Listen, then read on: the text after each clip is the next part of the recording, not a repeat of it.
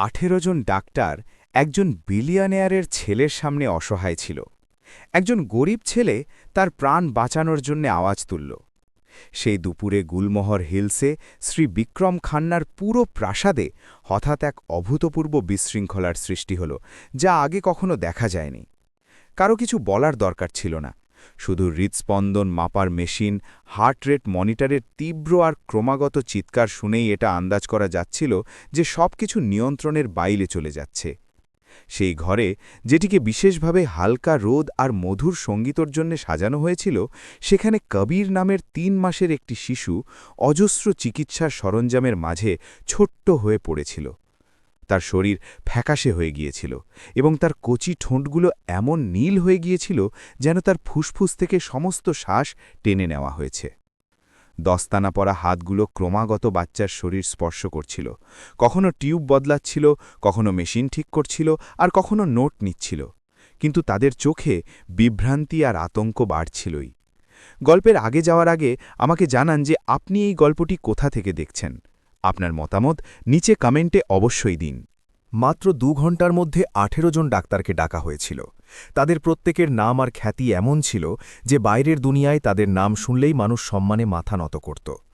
কেউ কেন্দ্রীয় হাসপাতাল থেকে এসেছিলেন, কেউ আন্তর্জাতিক গবেষণা প্রতিষ্ঠান থেকে, তো কেউ গত সপ্তাহেই মেডিকেল নিউজ বুলেটিনে নজরে এসেছিলেন। কিন্তু যেমন যেমন ভিড় বাড়ছিল, ঘরটি আরও শ্বাসরুদ্ধকর হয়ে উঠছিল।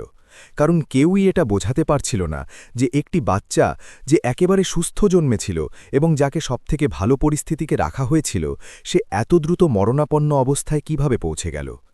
ল্যাব টেস্টের রিপোর্টে কেবল অর্থহীন সংখ্যা আসছিল। ওষুধ ক্রমাগত বদলানো হচ্ছিল, কিন্তু বাচ্চার অবস্থার কোনো উন্নতি হচ্ছিল না। শ্রী বিক্রম খান্না ঘরের এক কোণে দাঁড়িয়েছিলেন। তার মুষ্টি এমন জোরে ধরা ছিল যে তার আঙুলের গাঁটগুলো সাদা হয়ে গিয়েছিল। সেই ব্যক্তি, যিনি কোটি কোটি টাকার চুক্তিতে অভ্যস্ত ছিলেন, যিনি কয়েক মিনিটে হাজার হাজার মানুষের ভাগ্য নির্ধারণ করার মতো সিদ্ধান্ত নিতে পারদর্শী ছিলেন, এখন কেবল নিজের বাচ্চাকে ধীরে ধীরে দম ভাঙতে দেখার জন্যে বাধ্য আর অসহায় ছিলেন।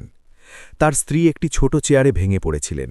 তার মুখ, যা সব সময় পরিপাটি করে সাজানো থাকত, এখন চোখের জলে ভিজে গিয়েছিল, আর তিনি শব্দ না করে কিছু বিড়বিড় করতে করতে প্রার্থনা করছিলেন। সেই মুহূর্তে সমস্ত টাকা, প্রতিপত্তি আর সেই সমস্ত সম্পর্ক, যারা একসময় তাদের জন্য পৃথিবীর প্রতিটা দরজা খুলে দিয়েছিল, সম্পূর্ণ অর্থহীন লাগছিল। সেখানে কেবল একটাই জিনিস উপস্থিত ছিল, সেই বাবা মায়ের আদিম আর গভীর ভয়, যারা তাদের জীবনের সবথেকে দামি জিনিস হারাতে চলেছিলেন। বড় কাঁচের জানলার ঠিক বাইরে, এমন এক জায়গায় যেখানে কারো নজর যায়নি, একটি ছেলে অনেকক্ষণ ধরে চুপচাপ দাঁড়িয়েছিল। ১৪ বছরের আরিয়ান, রাতের পালার পরিচারিকা লীলার ছেলে। সে সেখানে কৌতূহলের কারণে দাঁড়িয়েছিল না, আর না তাকে সেখানে দাঁড়ানোর অনুমতি দেওয়া হয়েছিল। সে তো কেবল নিজের মায়ের জন্য জলের বোতল নিয়ে যাচ্ছিল। তখনই সেই ঘরের দৃশ্য তাকে নিজের দিকে টেনে নিল। তার নজর সেই মরণাপন্ন বাচ্চার উপর নয়, বরং দেওয়ালের ধারে জানলার পাশে রাখা একটি টবের ওপর আটকে ছিল। সেটি একটি অদ্ভুত গাছ ছিল, যার কাণ্ড খুব একটা বড় ছিল না। পাতাগুলো গাঢ় সবুজ আর মসৃণ ছিল, যেন তার ওপর তেলের পাতলা আস্তরণ আছে, এবং সাদা বেগুনি রঙের ফুলগুলো নিচের দিকে ঝুলেছিল, যেগুলো দেখতে অত্যন্ত সুন্দর ছিল। সেগুলো এতটাই সুন্দর ছিল যে সেই ঘরে উপস্থিত কোনো ব্যক্তিই হয়তো ভাবেননি যে সেই গাছের সাথে ঘরের ভেতরে নিভে আসা প্রাণের কোনো সম্পর্ক থাকতে পারে। কিন্তু আরিয়ান আলাদা ছিল। তার হৃৎপিণ্ড অস্বাভাবিক দ্রুত গতিতে কাঁপতে লাগল। তার গলা শুকিয়ে গেল, আর জলের বোতল ধরা হাতগুলো কাঁপতে লাগল। সে এই গাছটি আগেও দেখেছিল, বইতে নয়, আর ইন্টারনেটেও নয়। সে এটি তার পুরনো স্মৃতিতে দেখেছিল, নর্মদা ঘাটের ধারের সেই বস্তিতে কাটানো তপ্ত দুপুরগুলোতে, যেখানে তার নানি বা দিদিমা থাকতেন। তার নানি প্রায়ই পাড়ে গজিয়ে ওঠা ঘাস আর গাছগুলোর দিকে ইশারা করতেন, আর আগাছা পরিষ্কার করার সময় তাদের সাথে এমনভাবে কথা বলতেন যেন তারা বড় মানুষ। নানি বলতেন যে কিছু গাছ খুব নির্দোষ দেখতে হয়, কিন্তু তাদের বাইরের সৌন্দর্যের ফাঁদে পা দিও না। তিনি বলেছিলেন যে কিছু গাছ এমন হয় যাদের রস যদি হাত বা অন্য কোনো জিনিসে লেগে যায়, তবে হৃৎস্পন্দন ধীর হয়ে যায় আর শ্বাস ভারী হতে শুরু করে, এবং কেউ বুঝতেই পারে না এমনটা কেন হচ্ছে। তখন আরিয়ান ছোট ছিল, সে শুধু শুনে মাথা নেড়েছিল, কখনো ভাবেনি যে একদিন তাকে এই সব এত স্পষ্টভাবে মনে পড়বে। আরিয়ান প্রথমে সেই গাছটিকে দেখল, আর তারপর ডাক্তারদের ভরা সেই ঘরটিকে। তার মাথায় দুটি দুনিয়া একে অপরের সাথে জোরদারভাবে ধাক্কা খাচ্ছিল। একদিকে সেই লোকেরা ছিল যারা সাদা কোট পরেছিল, যারা এমন কারিগরি শব্দ বলছিল যা সে বুঝতে পারছিল না, যারা জ্ঞান আর শক্তির প্রতীক ছিল। অন্যদিকে তার মৃত নানির গলার স্বর ছিল, যা সরল আর গেঁয়ো ছিল, কিন্তু এই সময় তা ভয়ঙ্কর স্পষ্টতার সাথে প্রতিধ্বনিত হচ্ছিল। সে ঢোক গিলল আর নিজেকে শান্ত করার চেষ্টা করল। হয়তো আমি ভুল, সে নিজেকে বলল। পরিচারিকার একটি বাচ্চা সেই জিনিস কি করে দেখতে পারে যা 18 জন বড় ডাক্তার দেখতে পাচ্ছেন না? এই ভাবনাটি তাকে নিজের ওপর লজ্জিত করে তুলল। কিন্তু তারপর তার নজর আবার সেই টবের উপর গেল, যেখানে আলো পড়ায় পাতার উপরিভাগ অদ্ভুতভাবে চকচক করছিল। যদি সে সত্যি বলে দেয় তবে কি হবে? আরিয়ানকে বেশি সময় ভাবতে হলো না। সে এখানে অনেক দিন ধরে ছিল আর সে উত্তর জানত। তার মায়ের চাকরি চলে যাবে, তাদের দুজনকেই সেই ছোট ঘরটা ছেড়ে দিতে হবে যা 4 দেওয়ালের পাশে তৈরি ছিল, যা হয়তো ছোট ছিল কিন্তু তাদের মাথার উপর ছাদ তো ছিল। তাকে এক অভদ্র ছেলে মনে করা হবে যে বড়দের গুরুতর কাজের মাঝে আজে বাজে বকছে। আর যদি সে চুপ থাকে? আরিয়ান আবার সেই বাচ্চাটির দিকে দেখল। সেই ছোট্ট মুখে ছড়িয়ে পড়া বেগুনি রং দেখল, আর এক গভীর ভয় তার বুক আঁকড়ে ধরতে লাগল। যদি সে চুপ থাকে আর সে ঠিক প্রমাণিত হয়, তবে সে সারা জীবন এই বোঝার সাথে কিভাবে বাঁচবে? সে চুপ থাকার পরিচিত নিরাপত্তা আর এক এমন জীবনের প্রতি আবছা কিন্তু ভারী কর্তব্যের মাঝে দাঁড়িয়েছিল, যার সাথে তার কোনো সরাসরি সম্পর্ক ছিল না। সেই মুহূর্তে আরিয়ানের হঠাৎ মনে হল যে জীবনে অনেক সময় এমন আসে যখন মানুষকে কম ঝুঁকির পথ বেছে নেওয়ার অনুমতি থাকে না। আপনি চান বা না চান, আপনাকে একটি খুব সোজাসুজি প্রশ্নের মুখোমুখি হতে হয়। যখন আপনাকে কেউ বাধ্য করছে না, যখন কেউ দেখছে না, আর যখন এই কথার কোনো গ্যারান্টি নেই যে আপনি স্বীকৃতি পাবেন, তখন আপনি বাস্তবে ঠিক কেমন মানুষ? আরিয়ান তখনও সেই কাঁচের জানলার বাইরে দাঁড়িয়েছিল। মেশিনের আওয়াজ আর নিজের বুকের ধরফড়ানির মাঝে সে তখনও ভেতরে পা রাখেনি, কিন্তু তার ভেতরে কিছু একটা নড়াচড়া শুরু হয়েছিল। একটি অদৃশ্য সীমা যা সে জানত এখন ধীরে ধীরে ফাটল ধরছে, যা সংকেত দিচ্ছিল যে কিছু মিনিটের মধ্যেই তার জীবন আর সেই প্রাসাদের সমস্ত মানুষের জীবন চিরকালের জন্য বদলে যাবে। আরিয়ান আরও কয়েক সেকেন্ড সেখানে দাঁড়িয়ে থাকল, কিন্তু তার মনে হল সময় তার প্রতিটি ভারী শ্বাসের সাথে লম্বা হয়ে যাচ্ছে। ভেতরের ঘরের প্রতিটা শব্দ তার মাথায় হাতুড়ির মতো পড়ছিল। মেশিনের অ্যালার্ম, ডাক্তারদের জুতোর শব্দ আর কারো জোরে কথা বলার আওয়াজ, কারণ এখন সে নিজের গলার স্বর শান্ত রাখার ধৈর্য হারিয়ে ফেলেছিল। এর প্রতিটি শব্দ তাকে মনে করিয়ে দিচ্ছিল যে কবিরের জীবন প্রতি মুহূর্তে তার হাত থেকে পিছলে যাচ্ছে, যখন সে কাঁচের এই পাশে সুরক্ষিত কিন্তু লাচার হয়ে দাঁড়িয়ে আছে। আরিয়ানের কাছে কখনো সেই কাঁচ এত মোটা মনে হয়নি। এটি কেবল দুটি জায়গাকে আলাদা করছিল না, বরং দুটি আলাদা দুনিয়াকেও আলাদা করছিল। সিদ্ধান্ত গ্রহণকারীদের দুনিয়া আর কেবল দেখার অনুমতি পাওয়া মানুষদের দুনিয়া। আরিয়ানের মাথায় তার মা লীলার ছবি ভেসে উঠল, যে সব সময় চুপচাপ কঠোর পরিশ্রম করত। মা তাকে প্রায়ই বলতেন যে গরিব মানুষকে যদি শান্তিতে বাঁচতে হয় তবে তাকে সহ্য করা শিখতে হবে। কারো তেতো কথা সহ্য করা, কারো অবজ্ঞার দৃষ্টি সহ্য করা, এমনকি অন্যায়কেও কোনো প্রতিবাদ না করে সহ্য করা। আমাদের কোনো আশ্রয় নেই, মা প্রায়ই বলতেন, তাই নিজেকে বিপদে ফেলো না। আরিয়ান এইসব অনেক আগেই বুঝে গিয়েছিল। সে বুঝত মা ভুল বকুনি খেয়েও কেন মাথা নিচু করে নিতেন। মা তাকে প্রাসাদের মূল চত্বরে কেন এদিক ওদিক দৌড়াতে নিষেধ করতেন। মূল বাড়ির পাশ দিয়ে যাওয়ার সময় মা কেন নিজের পা চালিয়ে যেতেন, যেন তার ভয় ছিল কেউ তাকে দেখে না ফেলে। আরিয়ান এই জীবনধারায় অভ্যস্ত হয়ে গিয়েছিল, এতটাই অভ্যস্ত যে অনেক সময় সে নিজেও এটা মানতে শুরু করেছিল যে তার আসলে কখনো সামনে আসা উচিত নয়। কিন্তু এই সময়ে নানির ছবি আবার সামনে চলে এলো, এতটাই স্পষ্ট যে আরিয়ানের চোখ ভরে এলো। নানি কখনো গরিব বা বড়লোকের কথা বলতেন না, আর না কারো সামনে চুপ থাকার কথা বলতেন। তিনি কেবল ঠিক আর ভুলের কথা বলতেন, আর এই বিষয়ে যে যদিও কারো কাছে টাকা না থাকে কিন্তু বিপদ জেনেও এড়িয়ে যাওয়া ভুল। জরুরি নয় যে যাকে বেশি অক্ষর জানা আছে সে সবসময় ঠিক হবে। নানি ধীর কিন্তু দৃঢ় গলায় বলতেন, কিছু জিনিস চোখ দিয়ে, হাত দিয়ে আর পুরো জীবনের অভিজ্ঞতা দিয়ে শেখা যায়। যদি তুমি জানো আর না বলো তবে সেই জ্ঞান পাপ হয়ে যায়। সেই সময় আরিয়ান ছোট ছিল আর সেই কথার পুরো অর্থ বুঝতে পারেনি। এখন সে বুঝছিল, কিন্তু এই বোঝাটি একটি খুব বাস্তব ভয়ের সাথে এসেছিল। আরিয়ান নিচে নিজের হাতের দিকে তাকাল। সেই হাতগুলো রোগা ছিল আর ছোটবেলা থেকেই মায়ের পরিষ্কারের কাজে সাহায্য করার কারণে শক্ত হয়ে গিয়েছিল। শক্তিশালী বড়দের ভরা সেই ঘরের মাঝে সেই হাতগুলো কি করতে পারত? সে কল্পনা করল যে সে দরজা খুলে ভেতরে যাচ্ছে আর নিজের কথা বলছে। কেউ কি তার কথা শুনবে না? তাকে কেবল বিরক্তিকর দৃষ্টি, মাথা নেড়ে অসম্মতি বা বাচ্চা কি জানে এমন সব বাক্যের মুখোমুখি হতে হবে। সে তাদের দোষ দিচ্ছিল না। যদি সে তাদের জায়গায় থাকত তবে হয়তো সেও বিশৃঙ্খলার মাঝে একজন পরিচারিকার বাচ্চার ওপর বিশ্বাস করা কঠিন মনে করত। এটা ভাবতেই আরিয়ানের নিজেকে আরও বেশি ছোট বলে মনে হলো। এতটাই ছোট যে একটা বকুনিও তাকে আগের মতো পিছিয়ে আসতে বাধ্য করতে পারত।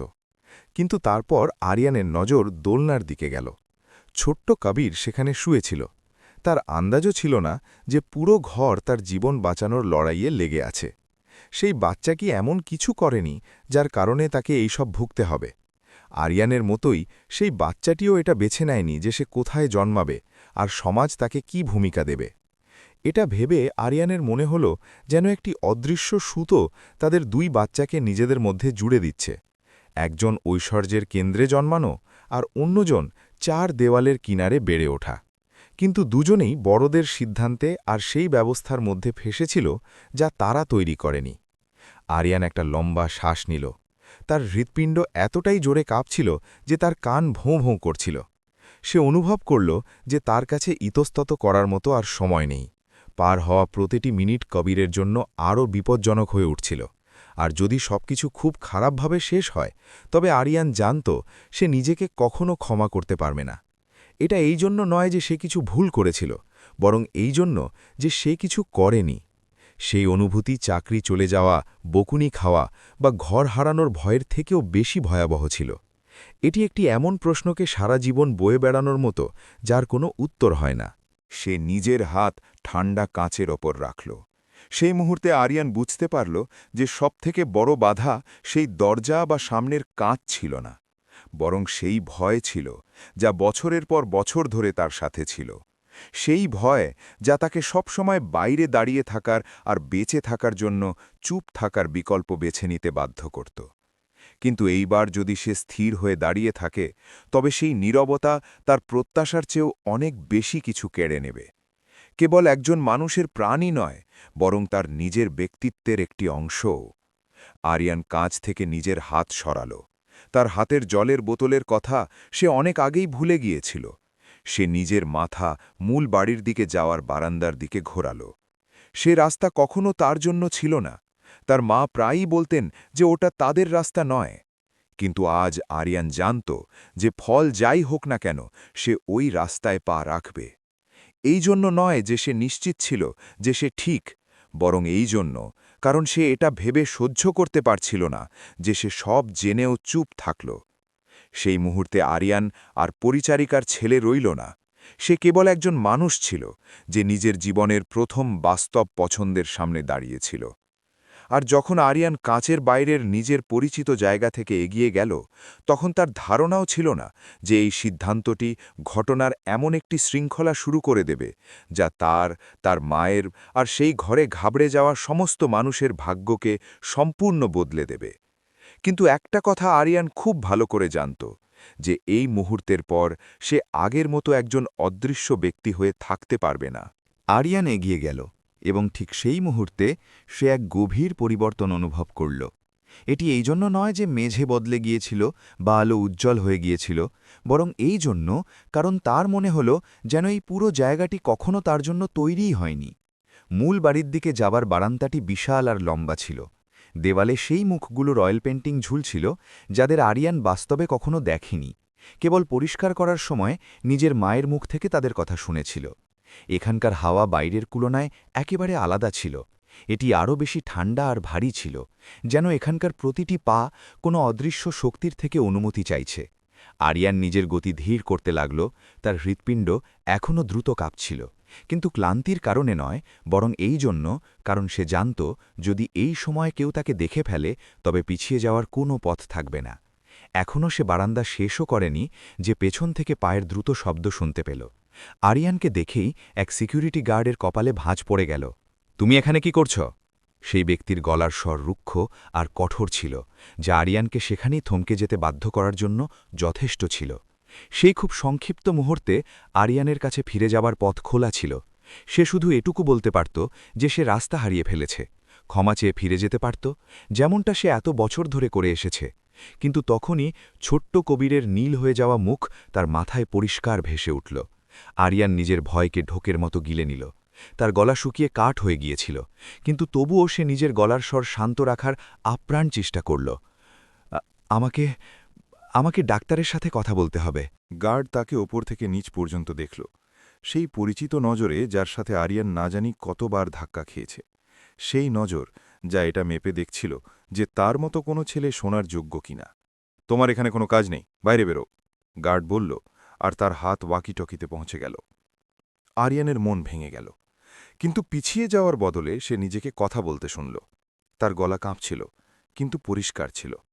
এটি সেই বাচ্চার সাথে জড়িত। যদি আরেকটু দেরি হয় তবে হয়তো অনেক দেরি হয়ে যাবে। এই বাক্যটি গার্ডকে এক মুহূর্তের জন্য ভাবতে বাধ্য করল।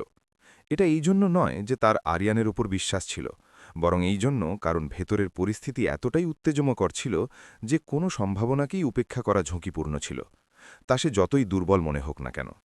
দেওয়ালের সাথে ঘেঁষে দাঁড়ানোর ইশারা করে গার্ড বিড়বিড় করল আর আরিয়ানকে তার পেছনে আসার সংকেত দিল। সে আরিয়ানকে রাস্তা দেখানোর বদলে তাকে হেফাজতে নিয়ে যাওয়ার মতো আচরণ করছিল।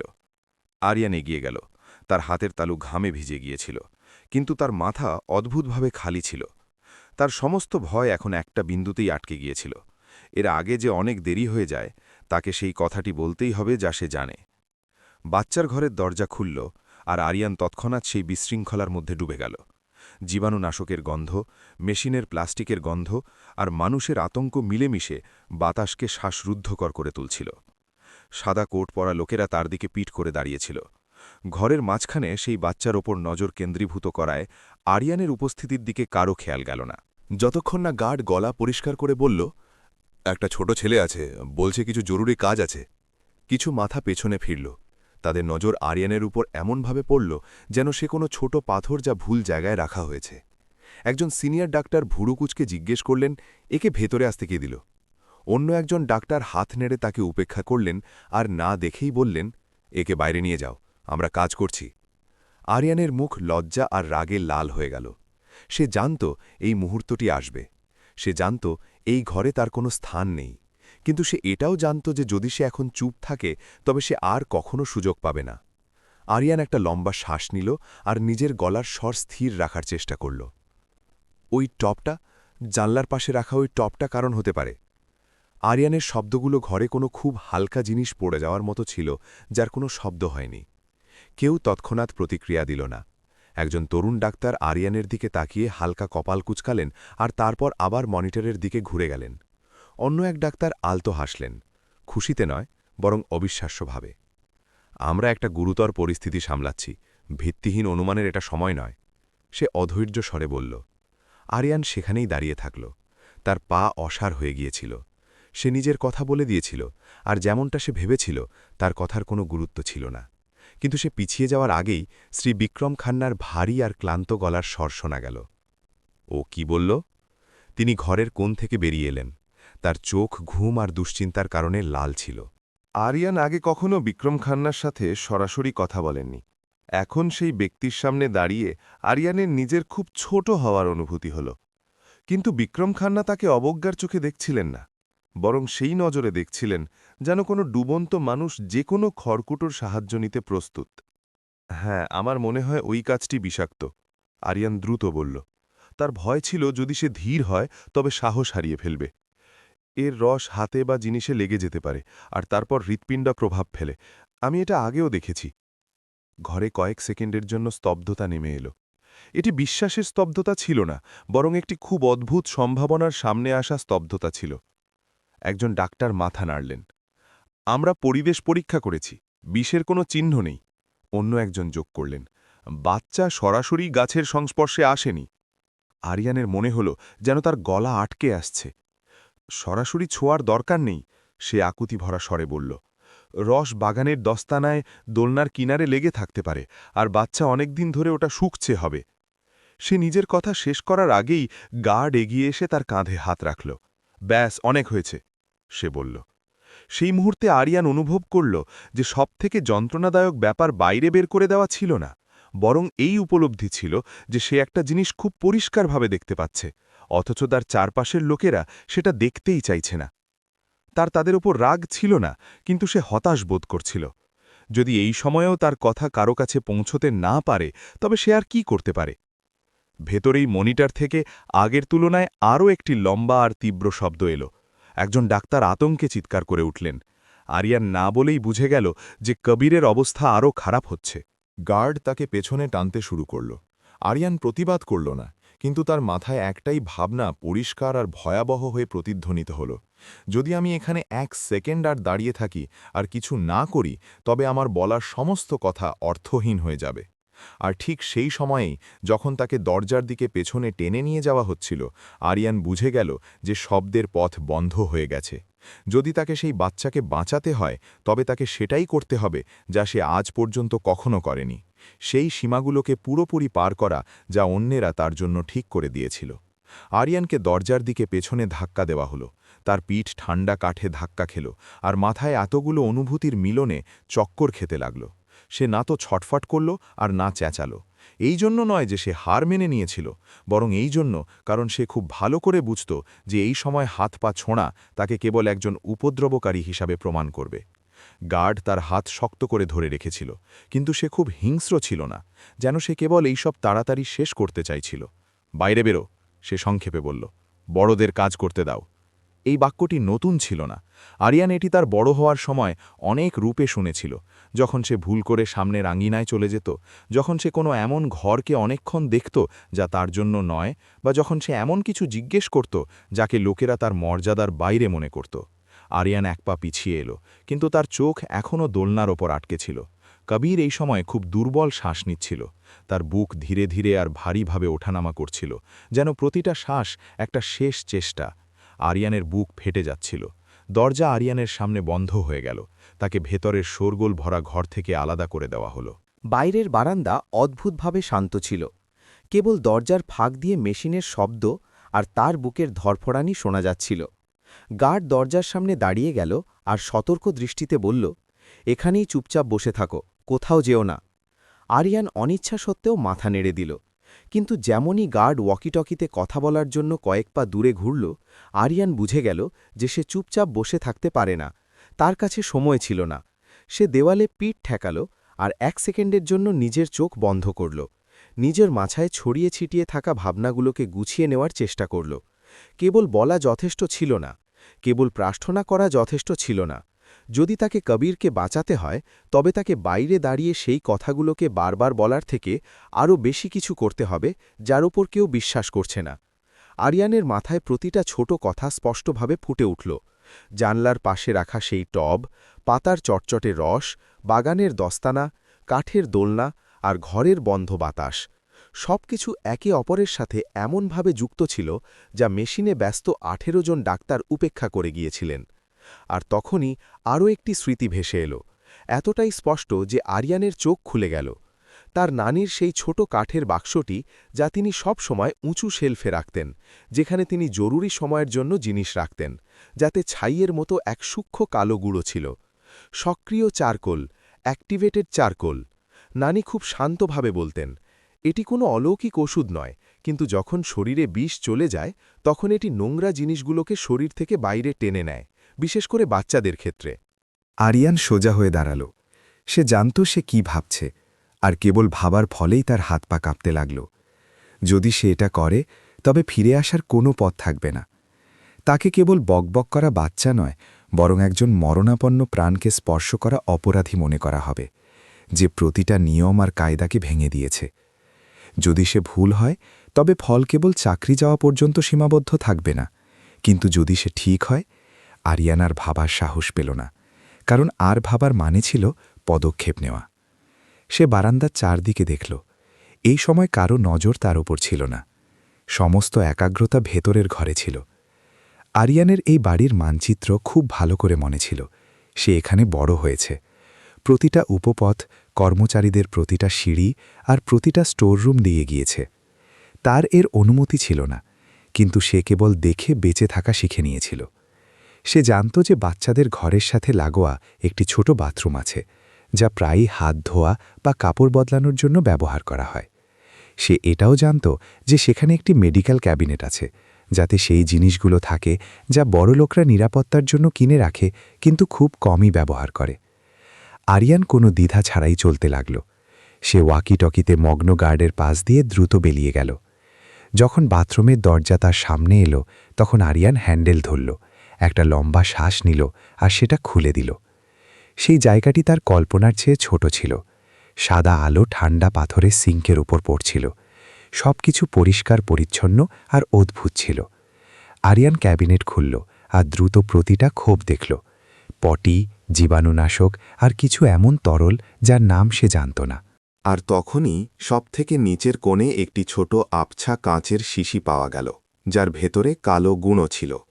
শিশিটি ধরার সময় আরিয়ানের হাত কাঁপছিল, কিন্তু এই সময়ে এটা ভয় নয়, বরং এমন এক সংকল্প ছিল যা নিজের শেষ সীমায় পৌঁছে গিয়েছিল। সে এখন নিজের মায়ের কথা, আগামীকালের কথা বা নিজের শাস্তির কথা ভাবছিল না।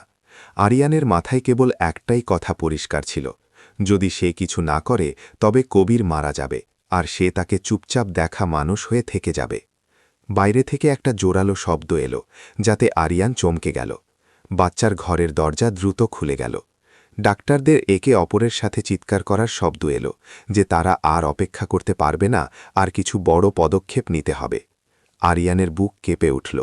তারা এমন কিছু করতে যাচ্ছিল যেখান থেকে আর ফেরা সম্ভব হবে না। আরিয়ান হাতে গুঁড়োর শিশি শক্ত করে ধরল আর বাথরুম থেকে বেরিয়ে এলো। তখনই এক গার্ড তাকে দেখল, আর তার মুখ রাগে কালো হয়ে গেল। আমি তোমাকে ওখানেই দাঁড়িয়ে থাকতে বলেছিলাম, সে দাঁত কিড়মিড় করে বলল, আর তাকে টেনে নিয়ে যাওয়ার জন্য হাত বাড়াল। আরিয়ান সেই ব্যক্তির দিকে দেখল। তার চোখে এখন আগের মতো ঘাবড়ানি ছিল না, বরং এক অদ্ভুত শান্তি ছিল, যেন সে প্রতিটা ফলকে মেনে নিয়েছে। আমি আপনার কাছে মিনতি করছি, আরিয়ান ধীর কিন্তু দৃঢ় গলায় বলল। আমাকে শুধু 5 মিনিট দিন। যদি কিছু না বদলায় তবে আপনি আমাকে যেখানে খুশি নিয়ে যাবেন। গার্ড এক খুব সংক্ষিপ্ত মুহূর্তের জন্য থমকে গেল।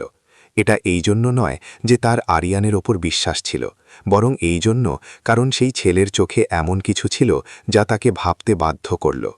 এক এমন গাম্ভীর্য যা কোনো দুষ্টু বাচ্চার হতে পারে না। ভেতর থেকে মেশিনের শব্দ আবার এক লম্বা, তীক্ষ্ণ আর ভয়াবহ সুরে বেজে উঠল। গার্ড দাঁত চেপে একবার ঘরের দরজার দিকে দেখল, আর তারপর আবার আরিয়ানের দিকে। তাড়াতাড়ি করো, সে ফিসফিস করে বলল। যদি কিছু হয় তবে আমি দায়ী নই। আর ঠিক সেই মুহূর্তে আরিয়ান বুঝে গেল যে সে সেই বিন্দুটি পার করে ফেলেছে যেখান থেকে ফিরে আসা সম্ভব নয়। সে শিশিটি শক্ত করে ধরল আর বাচ্চার ঘরের দরজা ঠেলে ভেতরে ঢুকে পড়ল। এখন সে কাচের বাইরে দাঁড়িয়ে থাকা বাচ্চা ছিল না, বরং সে সেই ব্যক্তি ছিল যে সেটা করার জন্য প্রস্তুত ছিল যা আর কেউ করার সাহস জোগাড় করতে পারছিল না। আরিয়ান ঘরে ঢুকল, আর ঠিক সেই মুহূর্তেই সে অনুভব করল সবার নজর তার ওপর এক শীতল ঢেউয়ের মতো আছড়ে পড়ল। এখন কেউ এটা জিজ্ঞেস করছিল না যে সে কে, কারণ এই পরিস্থিতিতে তার পরিচয় আর কোনো গুরুত্ব রাখছিল না। গুরুত্বপূর্ণ এটা ছিল যে সে ভুল জায়গায়, ভুল ভূমিকায় আর ভুল সময়ে দাঁড়িয়েছিল।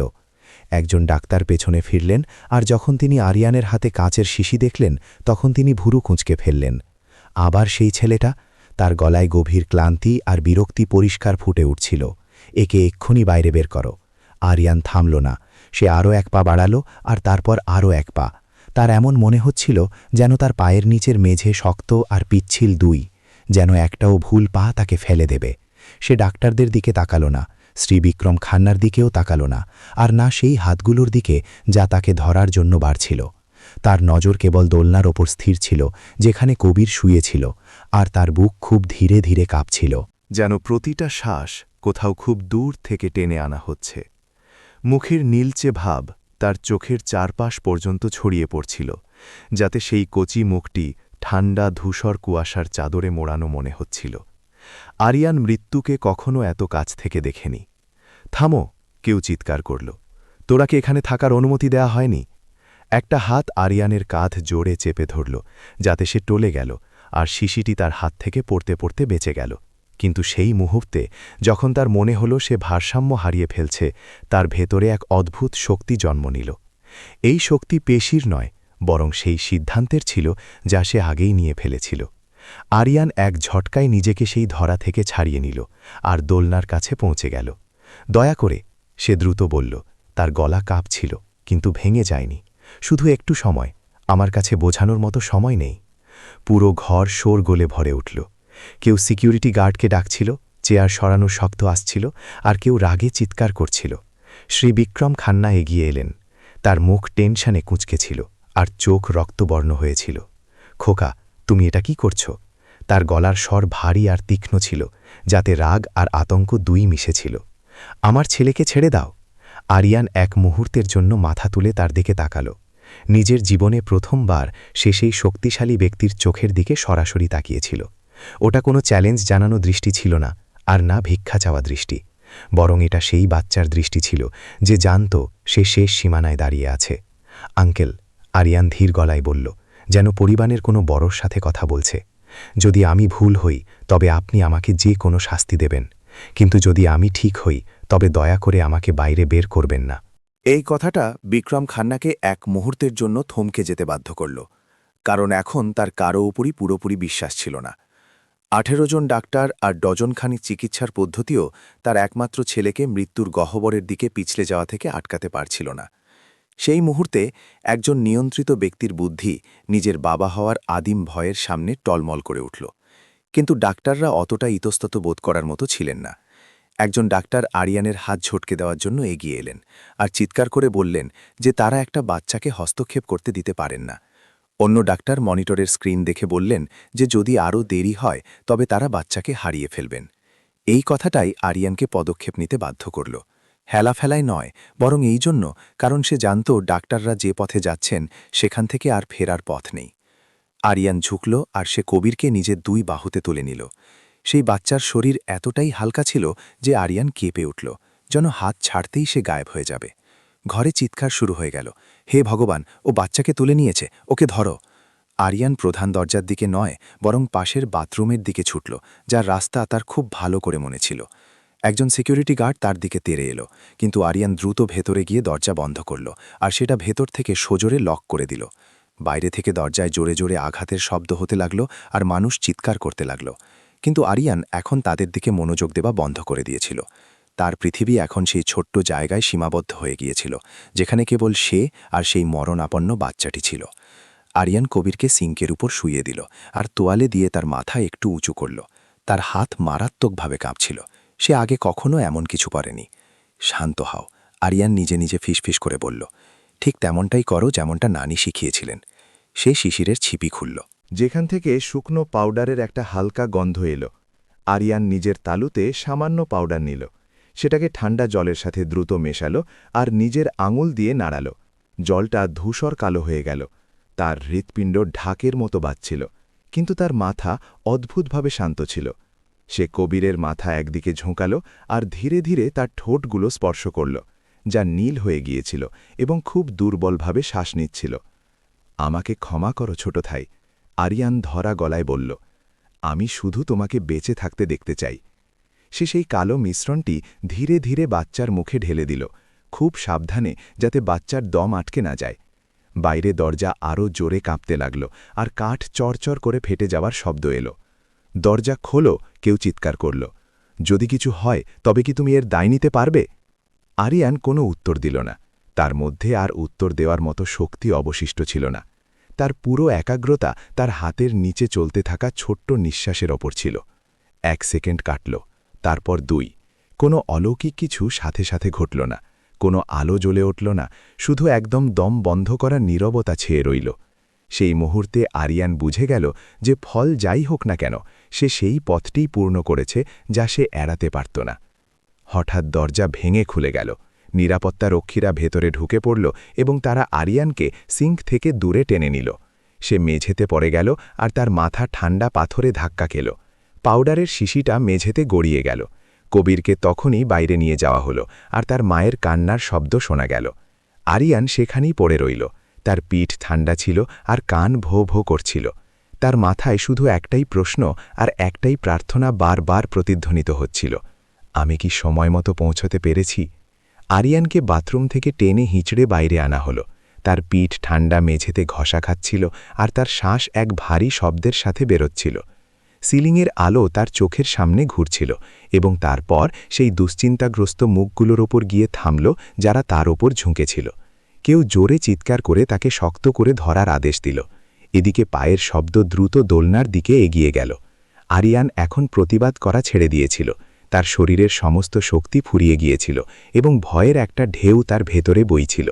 সে শুধু নিজের মাথা তুলে সেই দিকে দেখার চেষ্টা করছিল যেখানে কবিরকে নিয়ে যাওয়া হয়েছিল। তার মনে হচ্ছিল যদি সে ওই বাচ্চাটাকে আরও একবার দেখে নেয় তবেই তার শ্বাস আসবে। শ্রী বিক্রম খান্না নিজের ছেলেকে কোলে তুলে নিয়েছিলেন। তার হাত কাঁপছিল, যা তিনি লুকাতে পারছিলেন না। সেই সময় তার মুখ কোনো আদেশ দেওয়া মালিকের মতো নয়, বরং একজন ভীত বাবার মতো ছিল। এই বাচ্চাকেও কি খাইয়ে দিয়েছে, তিনি আতঙ্কে জিজ্ঞেস করলেন। তার নজর বাচ্চার ঠোঁটে লেগে থাকা কালো পাউডারের দাগের ওপর ছিল। একজন ডাক্তার এগিয়ে এলেন এবং দ্রুত বাচ্চার মুখ পরীক্ষা করলেন। তার ভুরু কুঁচকে গেল। সম্ভবত এটি অ্যাক্টিভেটেড চারকোল। তিনি অবাক হয়ে বললেন যে এই ব্যাপারটা বোধগম্য নয়। আরও একটা গলা রাগে গর্জে উঠল। এর এমনটা করার সাহস কি করে হল? প্রশ্নের বন্যা বৃষ্টির মতো শুরু হল, কিন্তু আরিয়ান তাদের সবটা শুনতে পাচ্ছিল না। সে মেঝেতে একপাশে শুয়েছিল। তার একটা হাত শক্ত করে ধরা হয়েছিল আর অন্যটা ঠান্ডা হয়ে গিয়েছিল। তার মাথায় সবকিছু অদ্ভুতভাবে ধীর হয়ে গিয়েছিল। তার নানির হাতের কথা মনে পড়ল, যা তার মাথায় বুলিয়ে দিত। উনুন থেকে ওঠা ধোঁয়ার গন্ধ মনে পড়ল, আর সেই দুপুরগুলোর কথা মনে পড়ল যখন নানি তাকে প্রতিটি জিনিস শান্তভাবে বোঝাতেন। নানি বলেছিলেন যে চারকোল সাথে সাথে প্রাণ বাঁচায় না, কিন্তু ওটা শরীরকে আরও একটা সুযোগ অবশ্যই দিয়ে দেয়। আরিয়ান মনে মনে সেই কথাগুলো আওড়াল। শুধু একটা সুযোগ, আরোকে আরও একটা সুযোগ দিয়ে দাও। হঠাৎ সেই হুল্লোস্থুলের মধ্যে একটা আলাদা শব্দ শোনা গেল। চিৎকার নয়, পায়ের শব্দ নয়, বরং মনিটর থেকে আসা একটা খুব ছোট ছোট বিপ শব্দ। স্ক্রিনের পাশে দাঁড়িয়ে থাকা এক মহিলা ডাক্তার হঠাৎ থমকে গেলেন। তিনি আরও কাছে ঝুঁকলেন। তিনি রিডিং দেখলেন আর আবার নিচের দিকে তাকালেন। দাঁড়াও, তিনি ধীর গলায় বললেন। সবাই 1 মিনিটের জন্য থামো। ঘরে ধীরে ধীরে নীরবতা নামতে লাগল, যেন কেউ পৃথিবীর আওয়াজ কমিয়ে দিয়েছে। Oxygen level. তিনি স্ক্রিন থেকে নজর না সরিয়ে বললেন, ওপরে যাচ্ছে। এটা অসম্ভব, অন্য এক ডক্টর অবিশ্বাসে বললেন। এটা সত্যিই বাড়ছে। তিনি আরও দৃঢ়ভাবে বললেন, স্পন্দনও আগের থেকে ভালো আর স্থির হচ্ছে। শ্রী বিক্রম খান্না মাথা নিচু করে বাচ্চার দিকে তাকালেন। আরিয়ান তাদের মুখ দেখতে পাচ্ছিল না, কিন্তু সে তাদের নিঃশ্বাস থমকে যেতে আর তারপর দ্রুত চলতে শুনল। কবির। তিনি এত ধীর গলায় ডাকলেন যেন তার ভয় ছিল যে তার গলার শব্দে এই নাজুক মুহূর্তটা ভেঙে যাবে। কবির চোখ খোলেনি, কিন্তু তার বুক এখন পরিষ্কারভাবে ওঠানামা করছিল। ওটা খুব সামান্য উন্নতি ছিল, কিন্তু সেই ঘরে উপস্থিত প্রত্যেকের জন্য ওটা আশারের আলো ছিল। আবার পরীক্ষা করো, এক ডাক্তার আদেশ দিলেন। এখন তার গলায় রাগ নয়, বরং আতঙ্কিত আগ্রহ ছিল। ডাক্তাররা বাচ্চার বুকে স্টেথোস্কোপ রাখলেন আর খুব মন দিয়ে শুনলেন। কয়েক সেকেন্ড কেউ কিছু বলল না। সেই সেকেন্ডগুলো আরিয়ানের কাছে শতাব্দীর মতো লম্বা মনে হল। তারপর ডাক্তার মাথা তুললেন। তার চোখে বিশাল পরিষ্কার ছিল। স্পন্দন এখন নিয়মিত। ঘর ফিসফাস আর গুঞ্জনে ভরে গেল। এখন কেউ চিৎকার করছিল না, বরং সবাই অবাক ছিল যে অ্যাক্টিভেটেড চারকোল এত দ্রুত কাজ কিভাবে করতে পারে, আর যদি এটা বিষ ছিল তবে তার উৎস কোথায় ছিল। পরিবেশ, ওই টপটা। আরিয়ানের গলার স্বর দুর্বল আর ধরা ছিল, কিন্তু ওটা অনুমানের শব্দকে কাটার জন্য যথেষ্ট ছিল। কেউ খেয়ালও করেনি কখন তার হাত ছেড়ে দেওয়া হয়েছে, হয়তো এই জন্য কারণ সবার নজর বাচ্চার উপর ছিল। আরিয়ান ভর দিয়ে বসে পড়ল। তার পিঠে ব্যথা ছিল, কিন্তু তার চোখে একটা অদ্ভুত জেল্লা ছিল। জানলার পাশের ওই টপটা। সে ধীরে ধীরে বলল, ওটা কেউ কাউকে খাওয়ায়নি। ওর রস জিনিসের ওপর লেগেছিল, আর বাচ্চা অনেক দিন ধরে ওটা শুকছিল। এবার কেউ হাসল না, কেউ তাকে উপেক্ষা করল না। একজন ডাক্তার সেই দিকে গেলেন যেদিকে আলিয়ান ইশারা করেছিল। তিনি সেই গাছটিকে এমনভাবে দেখলেন যেন প্রথমবার দেখছেন। অন্য একজন ডাক্তার দস্তানা পরে পাতাগুলো ছুলেন আর নিজের হাত পিছনে টেনে নিলেন। এটা তো চটচটে, তিনি ভারী গলায় বললেন। অদ্ভুত ব্যাপার। এই গাছটাকে এখনই বাইরে বের করো, মহিলা ডাক্তার আদেশ দিলেন। পুরো এলাকাটা পরিষ্কার করো আর জীবাণুমুক্ত করো। আদেশের সাথে সাথে কাজ হলো। নিরাপত্তারক্ষীরা গাছটিকে বাইরে নিয়ে গেল আর টাটকা ঠান্ডা হাওয়ার জন্য জানলাগুলো খুলে দেওয়া হলো। আরিয়ান এই সব দেখল। তার হৃৎপিণ্ড এখনও দ্রুত কাঁপছিল। তার এখনও বিশ্বাস হচ্ছিল না যে কি হচ্ছে, আর সে খুব তাড়াতাড়ি আশা করতে ভয় পাচ্ছিল। কিন্তু যখন সে কবিরের দিকে তাকালো, তখন সে দেখল যে তার ঠোঁটের নীলচে ভাব এখন কমে গিয়েছে। আরিয়ান দেওয়ালের ভর নিল আর নিজের চোখ বন্ধ করল। তার হাত পা আলগা হয়ে গেল, আর যে মানসিক চাপ সে কাঁচের বাইরে দাঁড়িয়ে থাকার সময় থেকে অনুভব করছিল, সেটা এখন এক হালকা কম্পনের রূপ নিয়ে বাইরে বেরিয়ে আসছিল।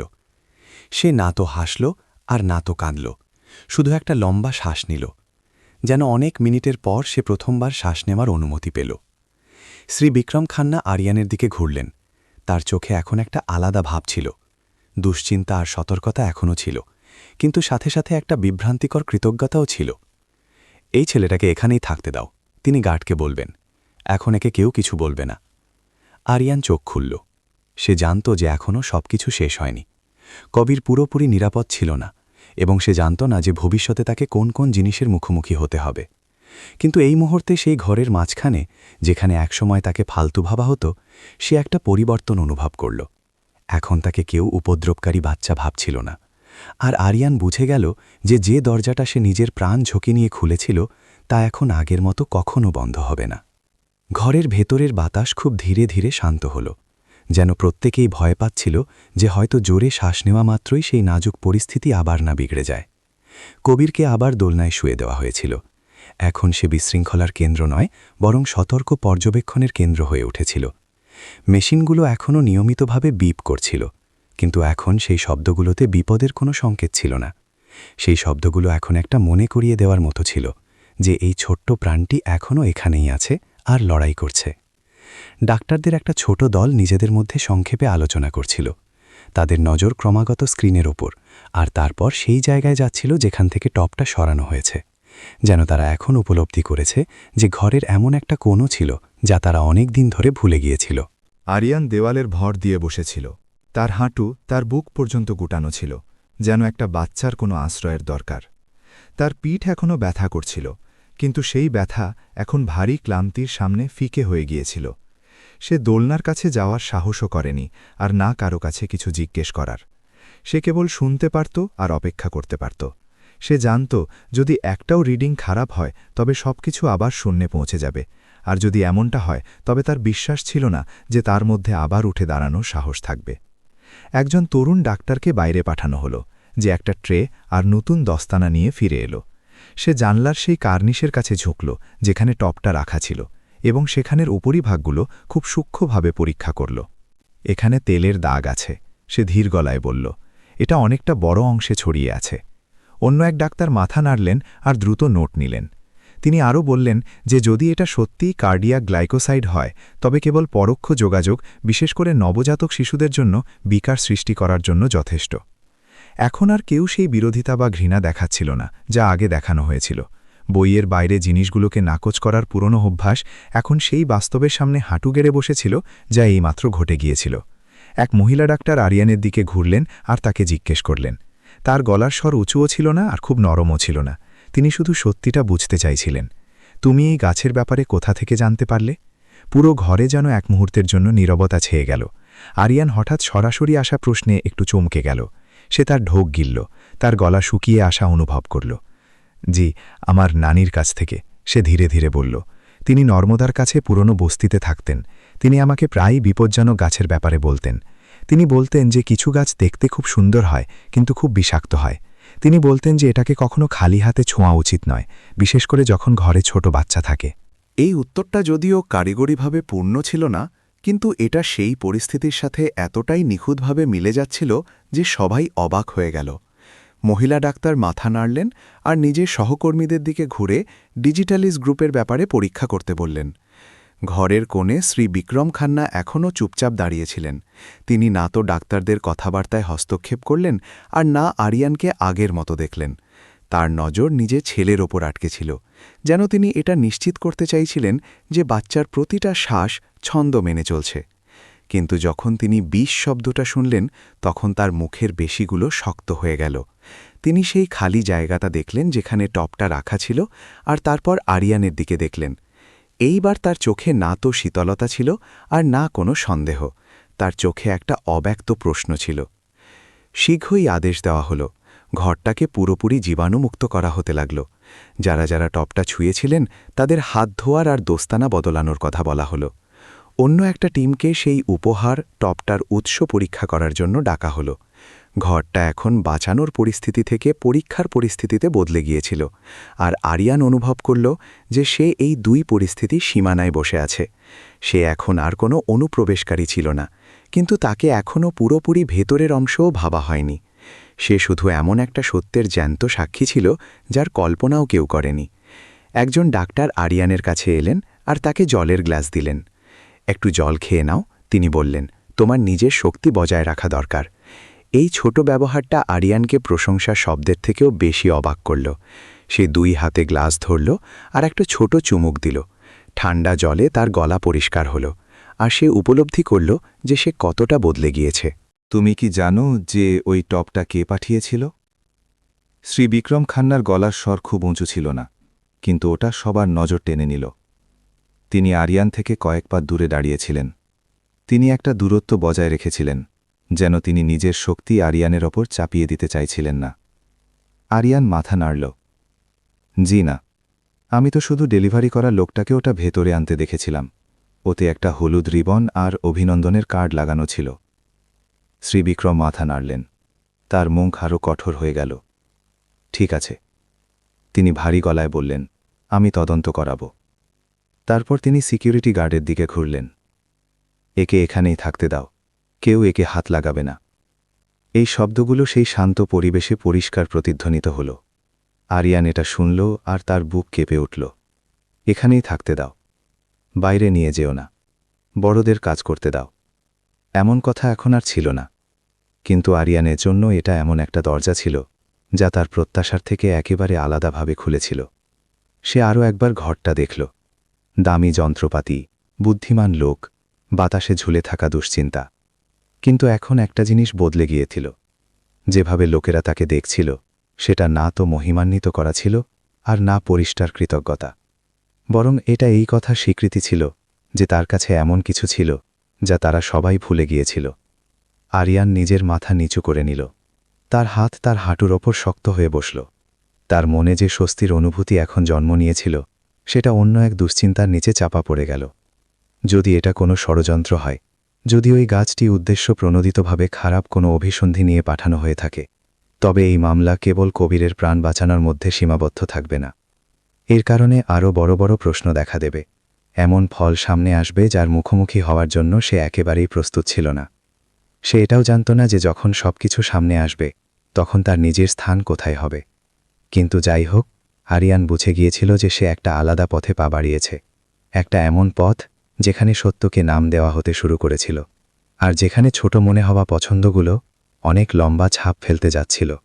এবং এইবার সে আর কাঁচের বাইরে দাঁড়িয়েছিল না। তদন্ত গোপনে কিন্তু দ্রুত শুরু হয়ে গেল, ঠিক যেমনটা লোকেরা তখন করে যখন তারা উপলব্ধি করে যে তারা এমন জিনিস ছেড়ে দিয়েছে যা কখনো ছাড়া উচিত ছিল না। ডাক্তাররা কাজ ভাগ করে নিলেন। কেউ কবিরের নজরদারির জন্য থাকলেন, আর কেউ সিকিউরিটি টিমের সাথে সহযোগিতা করতে বাইরে গেলেন। এখন আর কোনো কড়া বিতর্ক ছিল না, শুধু সংক্ষিপ আর সঠিক কথাবার্তা হচ্ছিল। আরিয়ান ঘরের কোণে দেওয়ালের ভর দিয়ে শান্ত বসে রইল। তার নজর প্রতিটা নড়াচড়াকে অনুসরণ করছিল। সে নিজেকে এই গতির অংশ বলে মনে করতে পারছিল না, কিন্তু এখন তার বাইরে বের করে দেবার অনুভূতিও ছিল না। সে সেই ছোট সুইটির মতো ছিল যা এইমাত্র পাওয়া গিয়েছে, ছোট কিন্তু একটা বড় ছেঁড়া অংশকে সেলাই করার জন্য যথেষ্ট। সিকিউরিটি টিম খুব তাড়াতাড়ি ফিরে এলো। একজন লোক বিক্রম খান্নাকে গাছের সাথে আসা সেই ছোট কার্ডটা দিল। কাগজটা মোটা ছিল, তাতে ছাপানো পরিষ্কার ছিল, আর অভিনন্দনের শব্দগুলো খুব আনুষ্ঠানিক ছিল। যদি নিচের সইয়ের দিকে নজর না দেওয়া হয় তবে এতে বিশেষ কিছু ছিল না। বিক্রম খান্না সেই কার্ডটা নিলেন আর ধীরে ধীরে ওটা পড়লেন। তারপর তার নজর সেই নামের ওপর গিয়ে আটকে গেল। আরিয়ান ওটা পরিষ্কার দেখতে পাচ্ছিল না, কিন্তু সে তার প্রতিক্রিয়া পরিষ্কার দেখল। তার চোয়াল শক্ত হয়ে গেল, আর তার কপালে একটা রগ ফুটে উঠল। তিনি তৎক্ষণাৎ কিছু বললেন না, শুধু কার্ডটা মুড়ে নিলেন, যেন তিনি নিজের মাথায় জেগে ওঠা কোনো কিছু চেপে রাখার চেষ্টা করছেন। লেনদেনের ইতিহাস পরীক্ষা করো, তিনি সিকিউরিটি অফিসারকে খুব ধীর গলায় বললেন। পাঠানো ব্যক্তির সাথে যুক্ত প্রতিটা জিনিস নিয়ে এসো। ঘরের হাওয়া আবার ঠান্ডা হয়ে গেল। আশেপাশে দাঁড়িয়ে থাকা ডাক্তাররা একে অপরকে দেখলেন, কিন্তু কোনো প্রশ্ন জিজ্ঞেস করলেন না। প্রত্যেকেই বুঝে গিয়েছিল যে যদি এটা দুর্ঘটনা না হয় তবে এর ফল চিকিৎসা ক্ষেত্র থেকে অনেক দূরে যেতে চলেছে। আরিয়ান সেই পরিবর্তনটা খুব স্পষ্টভাবে অনুভব করল। ঘরের দুশ্চিন্তা এখন কেবল একটা বাচ্চার জন্য ছিল না, বরং সেই সত্যের জন্যও ছিল যা এখন প্রকাশ হতে চলেছে। একজন ডাক্তার প্রাথমিক ফলাফলের সাথে ফিরে এলেন। আমরা বাগানের দস্তানায় গ্লাইকোসাইডের চিহ্ন পেয়েছি, তিনি গম্ভীর স্বরে বললেন, এবং দোলনার ওপরের অংশেও। এই শব্দগুলো হাতুড়ির মতো পড়ল। এখন আর কেউ প্রতিবাদ করার মতো ছিল না। আগের সন্দেহ এখন একটা পরিষ্কার রূপ ধারণ করেছিল। এখন এটা হতে পারে রইল না, বরং এমনটা হয়ে গেল। আরিয়ান এটা শুনল আর তার মন ভারী হয়ে গেল। সে খুশি ছিল না, আর না তার এই কথার অহংকার ছিল যে সে ঠিক প্রমাণিত হয়েছে। উল্টে সে নিজের বুকে একটা ঠান্ডা ভাব অনুভব করল। যদি এটা ইচ্ছাকৃতভাবে করা হয়ে থাকে, তবে কেউ কেবল প্রতিশোধ বা কোনো গণনার কারণে একটা বাচ্চার জীবনকে বাজি রেখেছিল।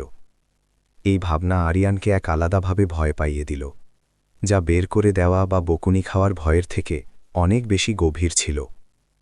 শ্রী বিক্রম খান্না অনেকক্ষণ শান্ত দাঁড়িয়ে রইলেন। তার দৃষ্টি সেই দোলনার উপর আটকে ছিল, যেখানে কবির এখন আগের থেকে অনেক বেশি শান্তিতে ঘুমোচ্ছিল।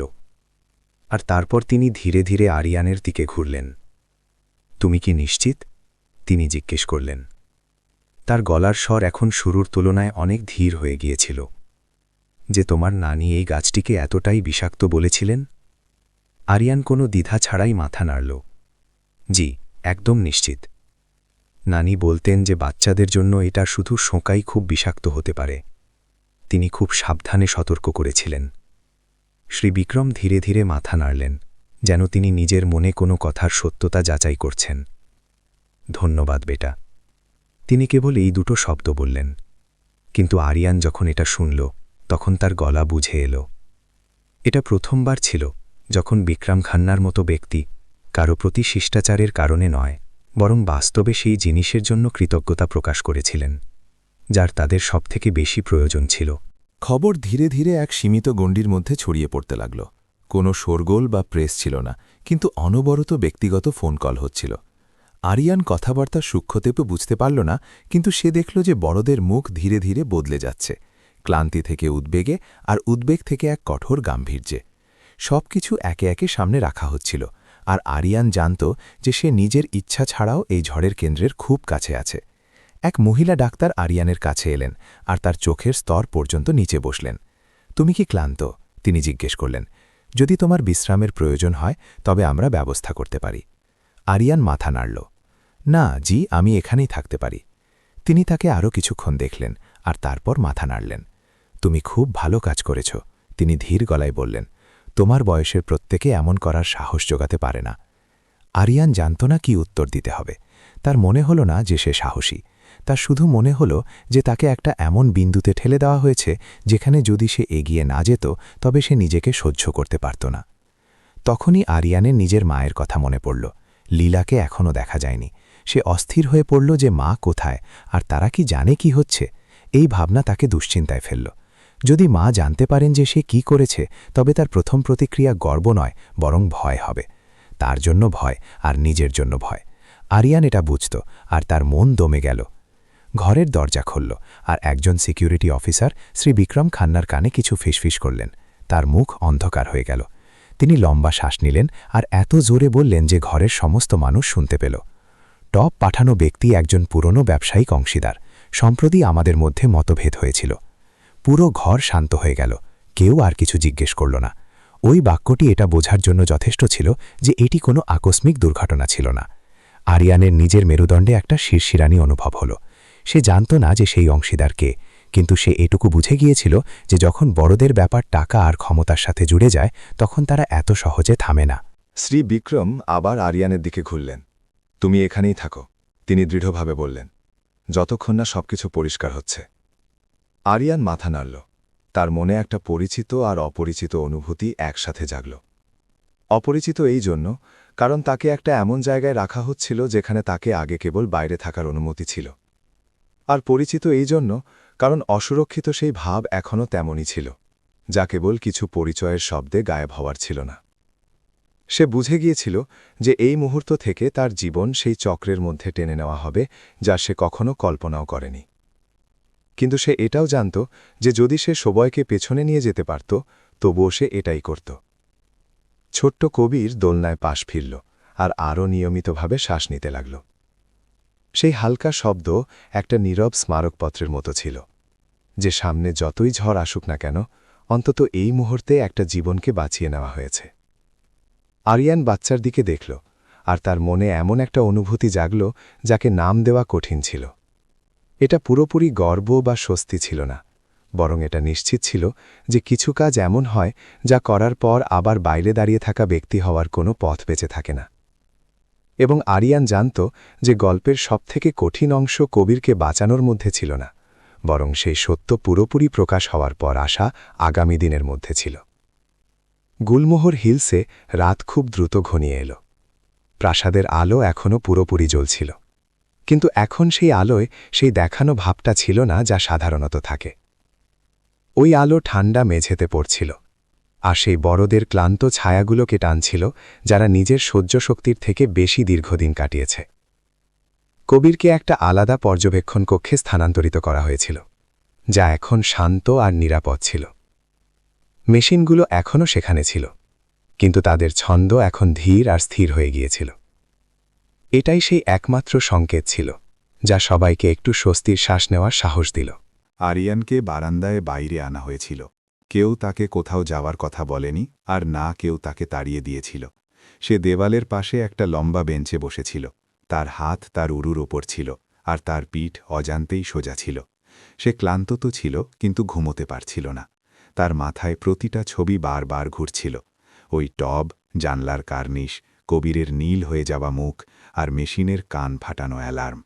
সে ভাবল, যদি সে আর কয়েক মিনিট ইতস্তত করত, বা যদি সে আর একটু ভয় পেত, তবে কি হতো। এই ভাবনা তার পেটে মোচড় দিয়ে উঠল। বারান্দার শেষে পায়ের শব্দ শোনা গেল। আরিয়ান মাথা তুলল, আর যখন সে নিজের মাকে চিনতে পারল, তখন তার হৃৎপিণ্ড জোরে কাঁপতে লাগল। লীলা কাছে এলো। তার পরিচারিকার উর্দি তেমনই ছিল। চুল আগের থেকে বেশি এলোমেলো ছিল, আর চোখ লাল ছিল। আরিয়ানকে দেখেই সে এক মুহূর্তের জন্য থমকে গেল, যেন নিজের চোখকে বিশ্বাস করতে পারছে না, আর তারপর দৌড়ে তাকে জড়িয়ে ধরল। হে ভগবান, আমার বাচ্চা, সে ফিসফিস করে বলল। তার গলার স্বর কাঁপছিল। তুমি আমাকে মৃত্যুর সীমানা পর্যন্ত ভয় পাইয়ে দিয়েছিলে। আরিয়ান নিজের মুখ নিজের মায়ের কাঁধে লুকিয়ে ফেলল। ওয়াশিং পাউডার আর ঘামের সেই পরিচিত গন্ধে সে একটু হালকা অনুভব করল। আমাকে ক্ষমা করে দাও মা, সে ভীর গলায় বলল। আমার কাছে আপনাকে বলার সময় ছিল না। লীলা তাকে নিজের থেকে একটু দূরে করল, তার কাঁধ শক্ত করে ধরল আর সরাসরি তার চোখের দিকে তাকাল। সেই নজরে ভয়, বকুনি, দুশ্চিন্তা আর একটা এমন গভীর অনুভূতি ছিল যা আরিয়ান আগে কখনো এত স্পষ্টভাবে দেখেনি। তোমার কি ধারণাও আছে যে তুমি এইমাত্র কি করেছ? সে ধীর গলায় জিজ্ঞেস করল। যদি তোমার কিছু হয়ে যেত, তবে আমি... ওই গলা বুঝে যাওয়ার কারণে আগে আর বলতে পারল না। আমি জানি মা, আরিয়ান নজর না সরিয়ে উত্তর দিল। কিন্তু যদি আমি এমনটা না করতাম, তবে কবির মারা যেত। ওই বাক্যটি তাদের দুজনের মাঝখানে ভারী কিন্তু পরিষ্কার হয়ে পড়ল। লীলা কিছুক্ষণের জন্য নিজের চোখ বন্ধ করে নিল, যেন সে নিজের ভয়কে গেলার চেষ্টা করছে। যখন সে চোখ খুলল, তখন তার গলার স্বর একটু কোমল হয়ে গিয়েছিল, কিন্তু তবুও কাঁপছিল। আমি তোমাকে দোষ দিচ্ছি না, সে বলল। আমি শুধু ভয় পেয়ে গিয়েছি। আমার ভয় হয় যে এই পৃথিবী তোমাদের মতো বাচ্চাদের প্রতি দয়ালু নয়। আরিয়ান কোনো উত্তর দিল না। সেই কথাটাকে অন্য যে কারো থেকে ভালো বুঝত।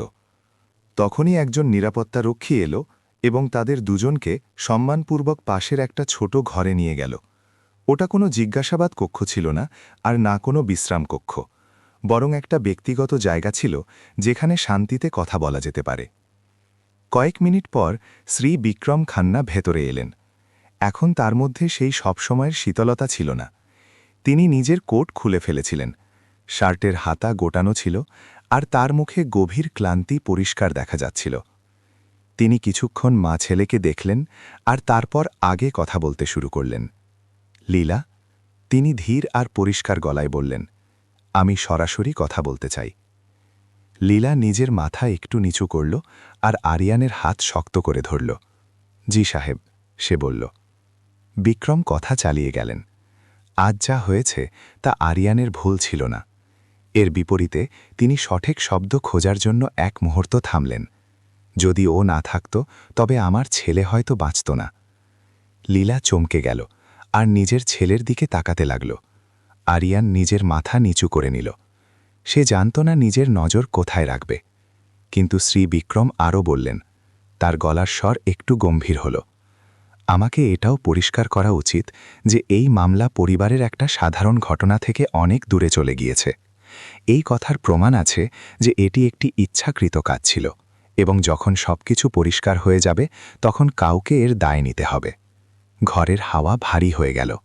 লীলা আরিয়ানের হাত আরও জোরে টিপে ধরল। শ্রী বিক্রম সরাসরি বললেন, এখন থেকে আরিয়ান আর আপনি এই মামলার বাইরে থাকবেন না। আরিয়ানই সেই ব্যক্তি যে মূল সূত্র খুঁজে পেয়েছে। ওর জবানবন্দি খুব গুরুত্বপূর্ণ হবে। আরিয়ান মাথা তুলল। আমি সেটাই বলবো যা আমি জানি, সে খুব শান্ত গলায় বলল।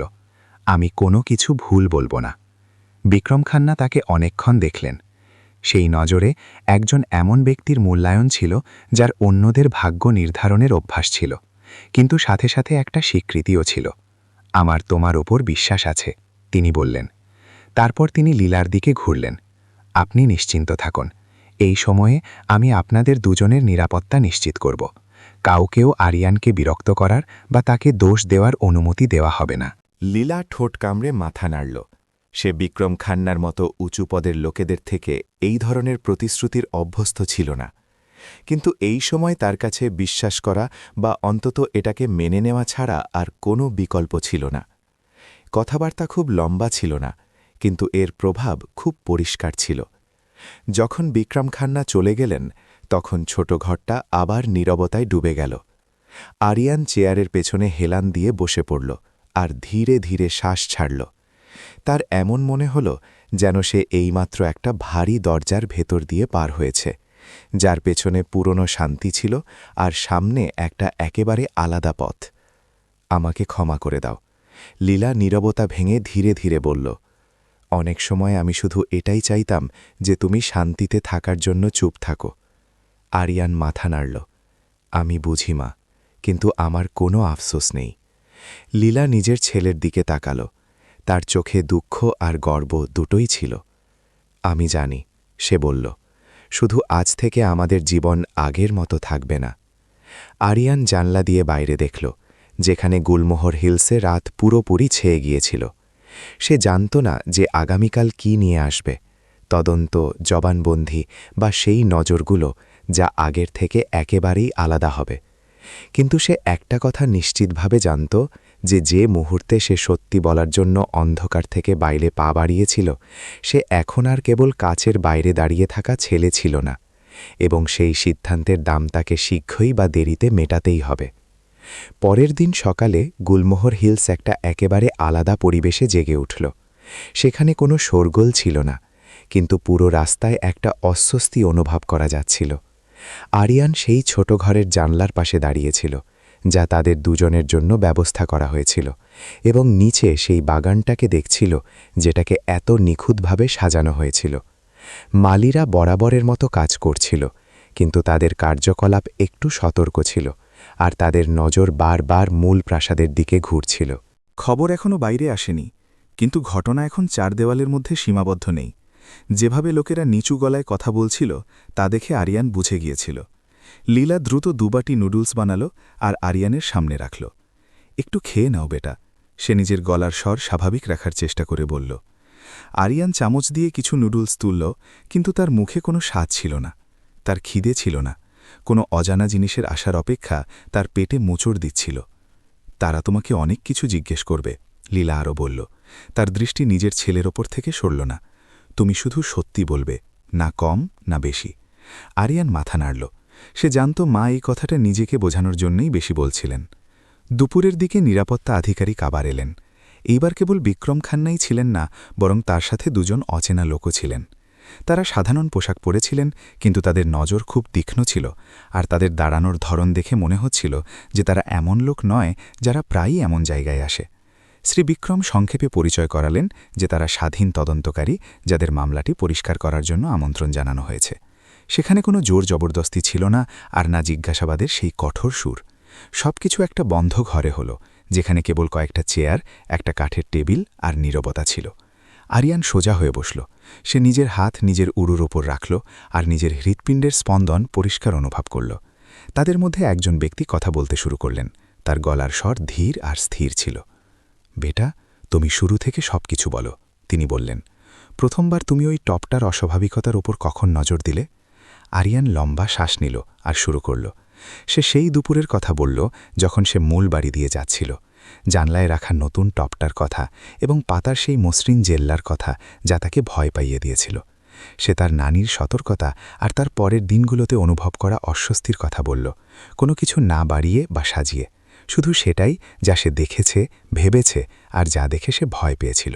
তুমি তৎক্ষণাৎ কেন বললে না? ওই ব্যক্তি জিজ্ঞেস করলেন। আরিয়ান এক মুহূর্তের জন্য চুপ রইল। এটা সেই প্রশ্ন ছিল যা সে নিজেকে অনেকবার জিজ্ঞেস করেছিল। কারণ আমার ভয় ছিল, সে সততার সাথে উত্তর দিল। আমার ভয় ছিল যে কেউ আমাকে বিশ্বাস করবে না। আমার ভয় ছিল যে আমার মা বিপদে পড়ে যাবেন। আমার চুপ থাকার অভ্যাস হয়ে গিয়েছিল। ওই উত্তরটা ঘরটাকে শান্ত করে দিল। ওই ব্যক্তি ধীরে ধীরে মাথা নাড়লেন আর কিছু লাইন লিখলেন। আর কোন মুহূর্তে তুমি ঠিক করলে যে তুমি আর চুপ থাকবে না? আরিয়ান মাথা তুলল, আর কবিরের সেই নীল মুখটা আবার তার চোখের সামনে চলে এলো। যখন আমি ওকে নীল হয়ে যেতে দেখলাম, সে ধরা গলায় বলল। আমি ভাবলাম যে যদি আমি কিছু না করি তবে আমাকে সারা জীবন ওই বোঝার সাথে বাঁচতে হবে। ওই কথাবার্তা 1 ঘন্টার বেশি সময় ধরে চলল। যখন ওটা শেষ হলো তখন আরিয়ানের মনে হলো যেন সে অনেক লম্বা পথ দৌড়ে এসেছে। শ্রী বিক্রম তাদের দরজা পর্যন্ত এগিয়ে দিলেন আর তারপর আরিয়ান আর লীলার দিকে দেখলেন। তুমি ঠিক করেছ, তিনি এইবার কোনো দ্বিধা ছাড়াই বললেন। বাকি সব বড়দের ওপর ছেড়ে দাও। কিন্তু আরিয়ান জানত যে মামলাটা এত সহজ নয়। দুপুরে ফোন কল আরও দ্রুত আসতে লাগল।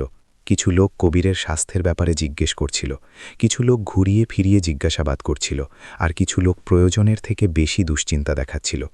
যদিও কেউ সরাসরি বলেনি, কিন্তু আরিয়ান একটা অদৃশ্য ঢেউকে ছড়িয়ে পড়তে অনুভব করল। কবিরের বিপদে থাকার খবর কোনোভাবে বাইরে ফাঁস হয়ে গিয়েছিল, আর তার সাথেই জল্পনা আর অমীমাংসিত প্রশ্নও আসতে শুরু করেছিল। সন্ধ্যায় গেটের সামনে একটা গাড়ি আবার থামল। ওটা প্রেস ছিল না, কিন্তু কোনো পরিচিত অতিথিও ছিল না। শ্রী বিক্রম তাদের সাথে দেখা করতে বাইরে গেলেন, আর যখন ফিরে এলেন তখন তার মুখ খুব গম্ভীর ছিল। তিনি আরিয়ান আর গিলাকে লিভিং রুমে ডাকলেন। আমি এইমাত্র খবর পেয়েছি, তিনি ভারী গলায় বললেন। টপ পাঠানো ব্যক্তি শহর ছেড়ে চলে গিয়েছে। প্রমাণ মুছে ফেলার সংকেত পাওয়া গিয়েছে। লীলার মুখ ফ্যাকাশে হয়ে গেল, আর আরিয়ান নিজের মেরুদণ্ডে একটা শীতলতা অনুভব করল। এটা এখন আর কেবল বাড়ির ভেতরের মামলা রইল না, এটা একটা আলাদা স্তরে পৌঁছে গিয়েছিল, যেখানে সবকিছু মোচকে দেওয়া বা ভেঙে ফেলা যেত, এবং যেখানে দুর্বল মানুষেরা সেই সব পরিণতির মধ্যে ফেসে যেতে পারত যা তারা তৈরি করেনি। আমি নিরাপত্তা বাড়িয়ে দেব, বিক্রম আরও বললেন। আপনারা দুজনেই এখন এখানেই থাকুন। লীলা ইতস্তত করছিল। কিন্তু আমার কাজ? আপনি চিন্তা করবেন না, শ্রীবিক্রম তার কথা মাঝপথে কেটে দিয়ে দৃঢ়ভাবে বললেন। নিরাপত্তা বেশি গুরুত্বপূর্ণ। রাতে আরিয়ান এক অজানা বিছানায় শুয়েছিল এবং ঘুম তার চোখের থেকে অনেক দূরে ছিল। বাইরে বাগানের আলো ছাদে ঝাপসা রেখা তৈরি করছিল। সে তার স্কুলের কথা ভাবল, সেই সকালগুলোর কথা ভাবল যখন সে গেট দিয়ে যেত, এবং সেই মুহূর্তগুলোর কথা যখন মানুষ তাকে উপেক্ষা করে দিত। সে ভাবল যে কেবল একটা দিনেই সবকিছু কতটা বদলে গিয়েছে।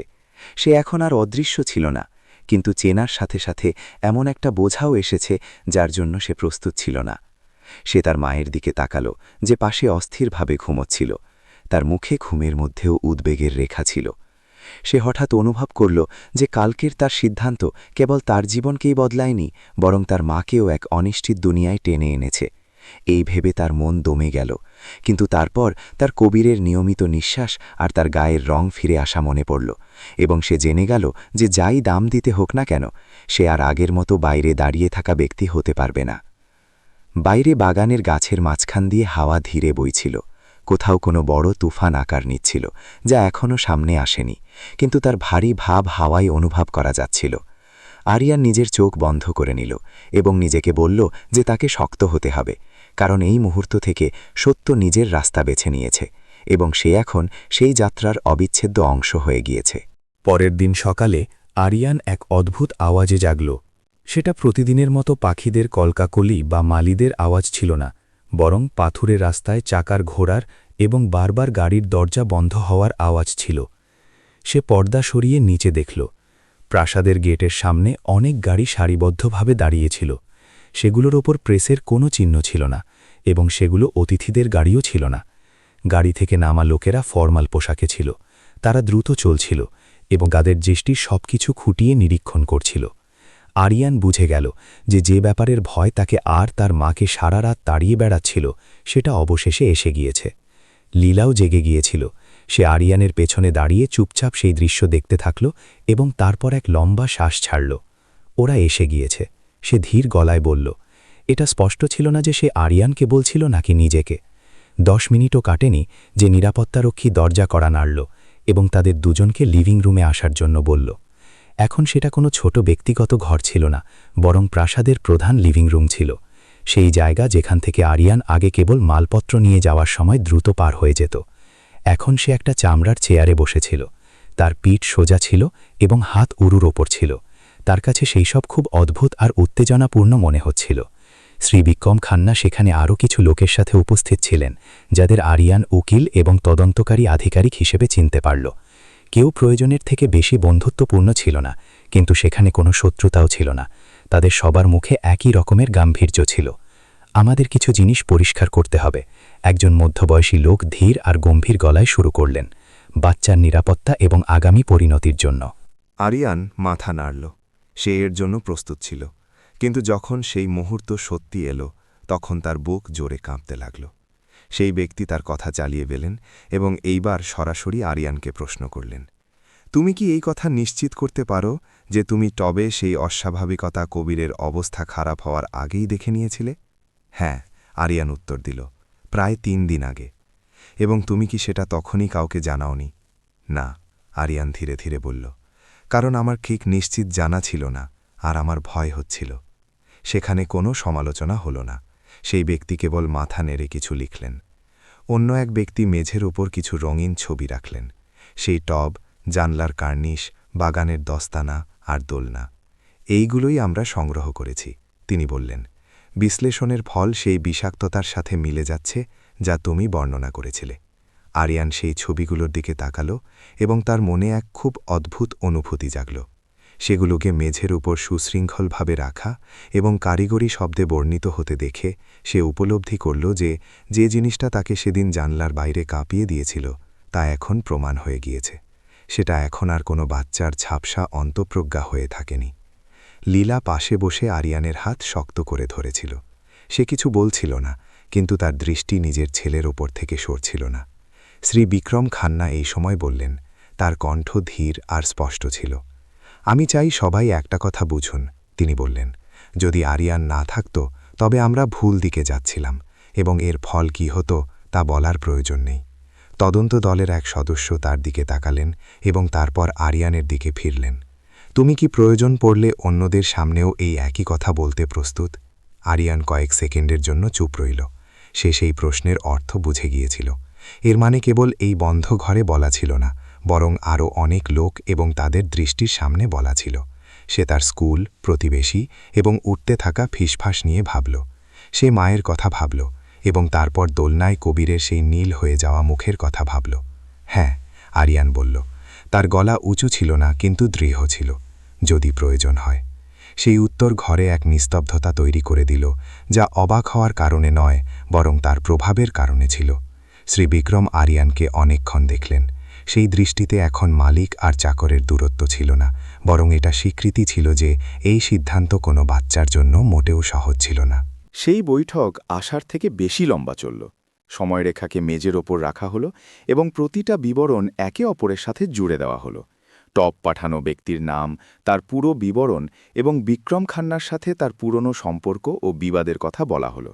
কেউ সরাসরি হত্যার চেষ্টা শব্দটি ব্যবহার করেনি, কিন্তু প্রত্যেকে বুঝে গিয়েছিল যে সেটা বাতাসে ভাসছে। আরিয়ান এইসব শুনল আর তার গলা শুকিয়ে গেল। বড়দের মামলা যখন এইভাবে স্তরে স্তরে খোলে, তখন সেগুলো তার কল্পনার থেকে অনেক বেশি ঠান্ডা আর তীক্ষ্ণ হয়। যখন সবাই ঘর থেকে যাওয়ার জন্য উঠল, তখন আরিয়ান উপলব্ধি করল যে তার জামা পিঠের দিকে ঘামে ভিজে গিয়েছে। শ্রী বিক্রম তাদের দুজনকে থামালেন। আমি জানি এটা সহজ হবে না, তিনি বললেন, কিন্তু আমার তোমাকে প্রয়োজন। তারপর তিনি লীলার দিকে ফিরলেন এবং বললেন, আমি আপনাদের দুজনকে এটার মোকাবিলা একা করতে দেব না। লীলা মাথা নাড়ল। তার চোখে দুশ্চিন্তা আর দৃঢ়তা দুটোই ছিল। আমি শুধু এটাই চাই যে আমার বাচ্চা নিরাপদ থাকুক। সেটাই আমিও চাই, শ্রী বিক্রম খান্না উত্তর দিলেন। দুপুরে খবর ধীরে ধীরে ফাঁস হতে লাগল। সেগুলো কোনো বিশেষ বিবরণ ছিল না, কিন্তু সেগুলো ব্যবসায়ী জগতের লোকেদের জন্য এটা বোঝার জন্য যথেষ্ট ছিল যে এক গম্ভীর ঘটনা ঘটেছে এবং তার তদন্ত করা হচ্ছে। ফোন কলের বন্যা আরও বেড়ে গেল, যা এখন কেবল খোঁজ নেওয়ার জন্য নয়, বরং গভীরভাবে তল্লাশি করার জন্য ছিল। আরিয়ান বারান্দা দিয়ে যাওয়ার সময় নিজের উপর পড়তে থাকা অদ্ভুত আর আলাদা দৃষ্টিগুলো অনুভব করল। লোকেরা এখন তাকে আর অদৃশ্য ব্যক্তির মতো দেখছিল না, কিন্তু তাদের দৃষ্টিতে এখনও সহানুভূতি ছিল না। সে এখন একটা এমন নাম হচ্ছিল যা মানুষ নিজেদের মধ্যে ফিসফিস করে নিচ্ছিল। আরিয়ান বারান্দায় দাঁড়িয়ে বাগান দেখছিল, যেখানে দুপুরের রোদ সেই চেনা মেঠো পথগুলোতে পড়ছিল, যেখানে সে আগে লোকের নজর এড়ানোর জন্য দ্রুত চলত। আজ সে সেখানে কোনো ভয় বা লুকানোর চেষ্টা ছাড়াই প্রকাশ্যে দাঁড়িয়েছিল।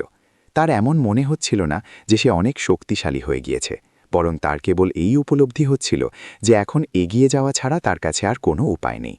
কারণ যখন একবার সত্যকে আলোয় টেনে আনা হয়, তখন সেটা আর অন্ধকারে ফিরে যাওয়া মেনে নেয় না। এবং আরিয়ান বুঝে গিয়েছিল যে কালকের দিন আজকের তুলনায় আরও বেশি কঠিন হবে। সেই দুপুর মাথার ওপর ঝুলে থাকা কোনো ভারী পাহাড়ের মতো বোঝা হয়ে কাটছিল।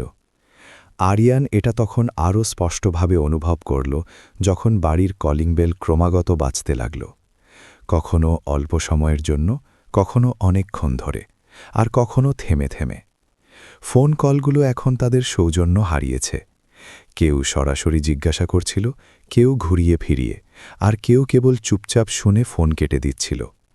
খবর এখন কেবল এক ঝাপসা গুজব হয়ে থাকেনি, বরং সেটা প্রতিটা ফাটল দিয়ে রাস্তা খুঁজে বাইরে বেরিয়ে আসছিল। প্রায় বিকেল 4টের সময় শ্রী বিক্রম খান্না আরিয়ান আর তার মাকে লিভিং রুমে ডাকলেন, যেখানকার পরিবেশ সকালের থেকে একদম আলাদা ছিল। চায়ের টেবিল সাজানো হয়েছিল আর চেয়ারগুলো গুছিয়ে রাখা ছিল। সেখানে আরও কিছু লোক ছিল, যাদের মধ্যে একজন মহিলা উকিল আর একজন বয়স্ক ডাক্তার ছিলেন, যাদের আরিয়ান আগে পর্যবেক্ষণ কক্ষে দেখেছিল। শ্রী বিক্রম খান্না সোজা দাঁড়িয়েছিলেন। তিনি আগের তুলনায় শান্ত ছিলেন, কিন্তু তার মুখ দেখে স্পষ্ট বোঝা যাচ্ছিল যে তিনি আসন্ন পরিস্থিতির জন্য নিজেকে প্রস্তুত করে নিয়েছেন। আমরা এই মামলা এখন আর গোপন রাখতে পারি না, তিনি বললেন, তাই আমাদের কথা বলার ধরনের উপর একমত হতে হবে। মহিলা উকিল এক পাতলা ফাইল খুললেন আর বললেন, আমরা প্রাথমিক ফলাফল প্রকাশ করব। তিনি জানালেন যে তারা সংবেদনশীল বিবরণের প্রকাশ করবেন না, কিন্তু কারণ নিশ্চিত করার জন্য এবং ভুল জল্পনা দূর করার জন্য যথেষ্ট তথ্য দেবেন। তিনি আরিয়ানের দিকে ফিরে বললেন, তোমাকে জনসমক্ষে আসার দরকার নেই যতক্ষণ না তুমি নিজে চাও।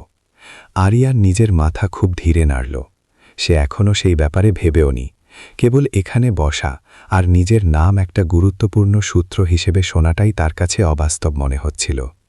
কিন্তু তারপর শ্রী বিক্রম খান্না দৃঢ়ভাবে বললেন, আমি আরিয়ানের ভূমিকা স্পষ্ট করতে চাই। তিনি বললেন যে এটা দেখানোর জন্য নয়, বরং এই জন্য যাতে লোক সত্যকে মোচকে দিতে না পারে।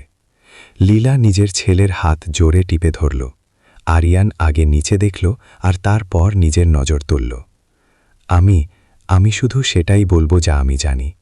সে ধীর কিন্তু স্পষ্ট গলায় বলল, আমি চাই না আমাকে ভুল বোঝা হোক।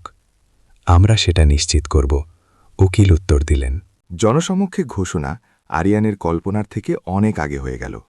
প্রাসাদের ভেতরে সাংবাদিকরা ছিল না, কিন্তু তথ্য সেই সব মাধ্যমে পাঠানো হলো যা এই ক্ষেত্রে সব লোক দেখে।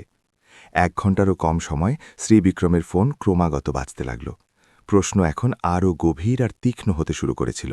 লোকেরা জিজ্ঞাসা করছিল যে এটা কি সত্যিই বিষ ছিল? ওই ছেলের ভূমিকা কি?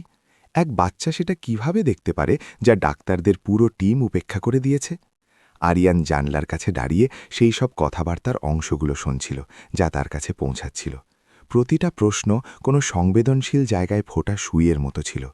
তার রাগ হচ্ছিল না, বরং এক অদ্ভুত অনাবৃত অনুভূতি হচ্ছিল, যেন লোক তাকে কোনো কড়া আলোয় দেখছে, এবং এরই সাথে সেই কুসংস্কারগুলো জেগে ওঠা স্পষ্ট অনুভব করল। সবাই সত্য জানার জন্য উৎসুক ছিল না, কিছু লোক কেবল এই জন্য উৎসুক ছিল কারণ তাদের বিশ্বাস হচ্ছিল না। এক পরিচারিকার ছেলে এসব কিভাবে জানতে পারে?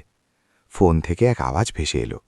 শ্রী বিক্রম খান্না সেই প্রশ্নের উত্তর তৎক্ষণাৎ দিলেন না।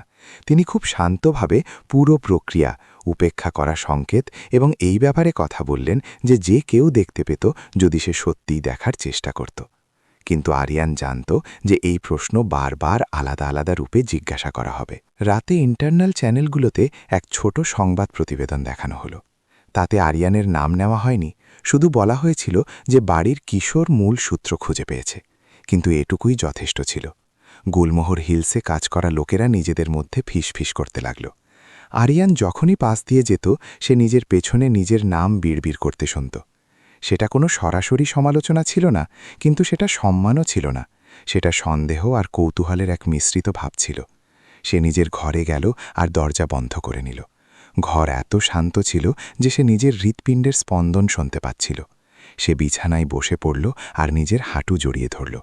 যখন থেকে এইসব শুরু হয়েছিল প্রথমবার তার এত ক্লান্তি অনুভব হলো যে তার কাঁদার ইচ্ছা হলো। এটা অনুশোচনার কারণে ছিল না, বরং সবার নজরে পড়ার বোঝার কারণে ছিল।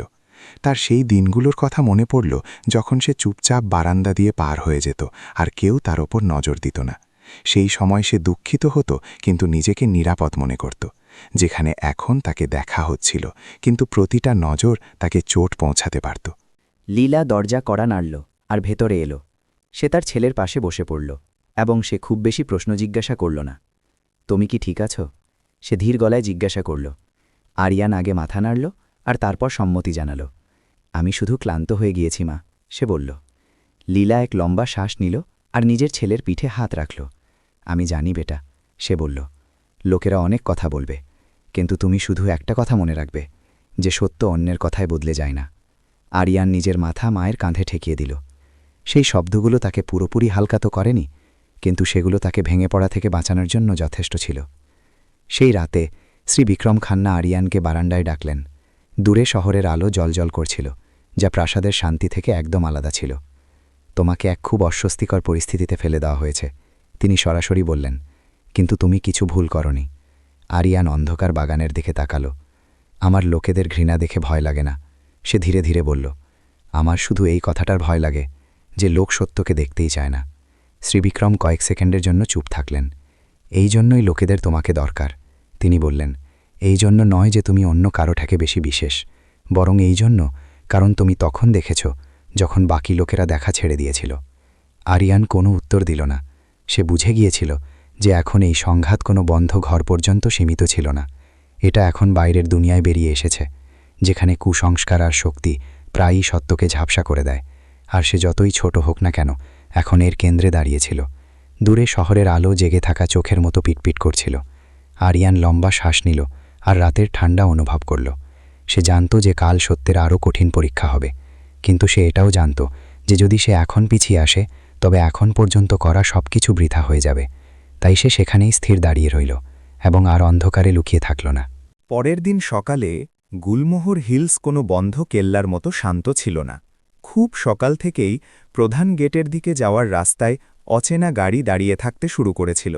সেখানে কোনো শোরগোল ছিল না, কিন্তু তাদের উপস্থিতি পরিবেশকে ভারী করে দিয়েছিল। আরিয়ান জানলার আড়াল থেকে দেখছিল, আর তার তেমনই অনুভব হল যেমন সেই দিন হয়েছিল যখন সে প্রথমবার ওই টপটাকে দেখেছিল। শুধু পার্থক্য এটাই ছিল যে এইবার সে বাইরের ব্যক্তি ছিল না। লীলা খুব ধীরে ধীরে জলখাবার বানাচ্ছিল।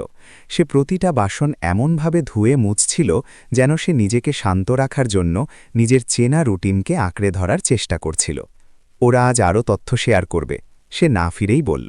সাহেব এটাই বলেছেন। আরিয়ান মাথা নাড়ল। সে আগেই আন্দাজ করে নিয়েছিল যে রাতভর খবর ফাঁস হবার পর এখন সব কিছু পরিষ্কার করা ছাড়া আর কোনো রাস্তা বেঁচে ছিল না। কিন্তু সে সত্য নিয়ে নয়, বরং লোকেদের দ্বারা সেটা মেনে নেওয়ার ধরন নিয়ে ভয় পাচ্ছিল।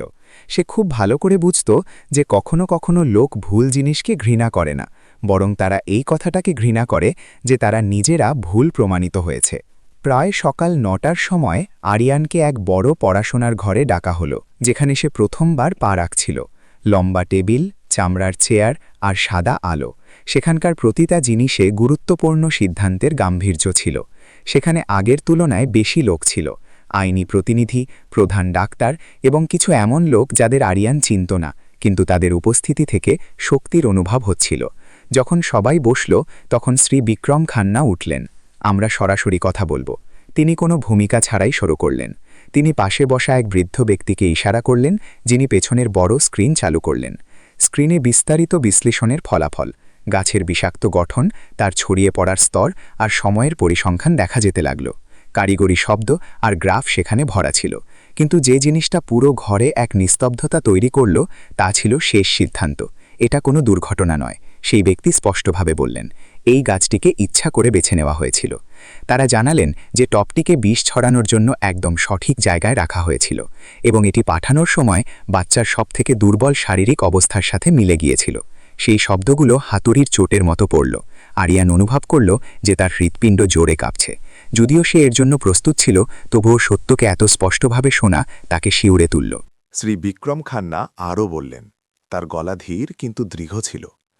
আমরা সেই ব্যক্তিকে শনাক্ত করেছি যে এটি পাঠিয়েছিল। এটি কোনো অনুমান নয়, বরং প্রমাণ। তিনি এক মুহূর্ত থামলেন, যাতে সবার নজর তার ওপর থাকে। এবং যদি আরিয়ান না থাকত, তবে আমরা সবাই ভুল পথে ঘুরে বেড়াতাম, আর কোনো কারণ না বুঝেই এক বাচ্চাকে হারিয়ে ফেলতাম। অনেক দৃষ্টি আরিয়ানের দিকে ফিরল, যা এখন কেবল কৌতূহল ছিল না, বরং তাতে এক ধরনের দ্বিধাও ছিল। কারণ সেই ঘরে উপস্থিত সমস্ত শিক্ষিত, শক্তিশালী আর জ্ঞানী লোকেদের মধ্যে ওই এক বাচ্চারাই ছিল যে সবথেকে আগে সত্যকে দেখেছিল। একজন ডাক্তার উঠে দাঁড়ালেন। তার গলা বুঝে গিয়েছিল। আমি একটা কথা বলতে চাই, তিনি বললেন। আমরা যন্ত্র আর পরীক্ষায় এতটাই ডুবে গিয়েছিলাম কি আমরা আমাদের পরিবেশ আর এই ছেলেটিকে পুরোপুরি উপেক্ষা করে গিয়েছি। তিনি আরিয়ানের দিকে তাকিয়ে নিজের মাথা একটু নিচু করলেন। এটা আমাদের খুব বড় ভুল ছিল।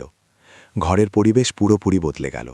এখন সেটা উত্তেজনাপূর্ণ সংঘাত ছিল না, বরং পুরনো বিশ্বাসের ভাঙন ছিল। আরিয়ান বুঝতে পারছিল না সে কি প্রতিক্রিয়া দেবে। তার কোনো জয়ের অনুভব হচ্ছিল না, তার কেবল এক শূন্যতা অনুভব হচ্ছিল, যেন যে জিনিসটাকে সে এতক্ষণ ভয় পাচ্ছিল সেটা অবশেষে নাম পেয়ে গিয়েছে। শ্রী বিক্রম খান্না চারিদিকে দেখলেন আর ধীর গলায় বললেন, আজ থেকে আমরা কেবল একটা মামলা মেটাচ্ছি না, বরং আমাদের এটাও দেখতে হবে কি আমরা অন্যদের কোন চোখে দেখি। তিনি আরিয়ানের দিকে ফিরে বললেন, তুমি আমার ছেলেকে এই জন্য বাঁচাওনি কারণ তুমি কোনো বিশেষ পদে ছিলে, বরং এই জন্য বাঁচিয়েছ কারণ তুমি বেঁচে থাকার জন্য জিনিসগুলোকে কাছ থেকে দেখার অভ্যাস তৈরি করেছিলে। সেই কথায় আরিয়ানের গলা ধরে এলো। তার সেই মুহূর্তগুলোর কথা মনে পড়ল, যখন সে চুপচাপ বারান্দার কোণে দাঁড়িয়ে থাকত আর লোক তাকে হাওয়ার মতো পার করে যেত। সে কখনো ভাবেনি যে সেই দিনগুলোই তাকে সেই ক্ষমতা দেবে যা অন্যদের কাছে ছিল না। সেই বৈঠক শীঘ্রই শেষ হয়ে গেল, কিন্তু তার প্রভাব নয়। যখন লোক ঘর থেকে বাইরে যেতে লাগল, তখন আর আরিয়ানকে কেউ বাইরের লোক বলে মনে করছিল না। কিছু লোক থামল আর তার দিকে মাথা নাড়ল। কেউ সংক্ষেপে ধন্যবাদ জানাল। সেগুলো ছোট ব্যবহার ছিল, কিন্তু আরিয়ানের জন্য সেগুলো এক বড় খোলা দরজার মতো ছিল। আরিয়ান বারান্দায় বেরোল, যেখানে দুপুরের রোদ মেঝেতে পড়ছিল। সে এক মুহূর্তের জন্য সেখানে দাঁড়িয়ে রইল এবং লম্বা শ্বাস নিল। সে জানত যে এটা শেষ নয়। অপরাধীর এখন জনসমক্ষে আসা বাকি ছিল, আর আইনি লড়াই এখনও সামনে ছিল। কিন্তু একটা কথা যা বদলে গিয়েছিল তা হল সত্য এখন আর চাপা ছিল না, আর এই গল্পে আরিয়ানের স্থানও এখন নিশ্চিত ছিল। আরিয়ান সেই বৈঠকখানার দিকে পেছন ফিরে তাকাল। প্রথমবার তার সেই জায়গাটা পড়ুয়া মনে হল না। তার অনুভব হল যে সে এখন এই দুনিয়ার অংশ। এই জন্য নয় যে সে অনুমতি পেয়েছে, বরং এই জন্য কারণ সে নিজের পছন্দে এতে প্রবেশ করেছে। আর সে বুঝে গেল যে সবথেকে বড় পরিবর্তন এটা নয় যে অপরাধী কি শাস্তি পাবে, বরং এটা যে আজকের পর কেউ এটা সহজে বলতে পারবে না যে আরিয়ানের মতো বাচ্চা গুরুত্বপূর্ণ নয়। সেই বৈঠকের ৩ দিন পর ঘটনাক্রম আরিয়ানের কল্পনার থেকেও দ্রুত ছিল। এখন কোনো ফিসফাস বা জল্পনা ছিল না। সত্যকে খুব ঠান্ডা আর স্পষ্ট উপায়ে ফাইল আর প্রমাণের সাথে সবার সামনে রেখে দেওয়া হয়েছিল। টপ পাঠানো ব্যক্তিকে ধরে নেওয়া হলো, আর তার সব গোপন সম্পর্ক একে একে আলোয় চলে এলো। সেখানে সিনেমার মতো কোনো শোরগোল ছিল না, শুধু সেই সব লোকেদের মুখ ফ্যাকাশে হয়ে গিয়েছিল যাদের মনে হয়েছিল যে তাদের শক্তি তাদের সত্য থেকে বাঁচিয়ে নেবে। আরিয়ান সেই সব আইনি কার্যক্রমে অন্তর্ভুক্ত ছিল না। সে তার মায়ের সাথে বাগানের দিকে খোলা সেই ছোট ঘরে বসে থাকত আর খবর শুনত। লীলা চুপচাপ শুনত আর কখনো কখনো দীর্ঘশ্বাস ফেলত। তাহলে এখন এই সব শেষ হল, সে নিজেকে বলল। কিন্তু আরিয়ান জানত যে বড়দের জন্য শেষ কখনো এক পূর্ণচ্ছেদ হয় না, বরং সেটা পরিণতির এক লম্বা শৃঙ্খলা হয়। কবিরের অবস্থা আশার থেকেও বেশি দ্রুত উন্নতি হচ্ছিল। এক সকালে আরিয়ানকে তার সাথে দেখা করার অনুমতি দেওয়া হলো। সেই ঘর শান্ত ছিল, আর জানলার পর্দা দিয়ে এক মিঠে রোদ ভেতরে আসছিল। কবির শান্তিতে ঘুমোচ্ছিল। তার গাল এখন গোলাপি ছিল, আর তার ছোট্ট হাতের তালু কোনো সুন্দর স্বপ্নের মতো নড়ছিল। শ্রী বিক্রম খান্না দোলনার পাশে দাঁড়িয়েছিলেন। আরিয়ানকে দেখেই তার চোখের উজ্জ্বলতা বদলে গেল। এই বাচ্চা নিজের জীবনের জন্য তোমার কাছে ঋণী, তিনি ধীর গলায় বললেন। আরিয়ান মাথা নাড়ল। আমি শুধু ওকে ঠিক দেখতে চেয়েছিলাম, সে উত্তর দিল।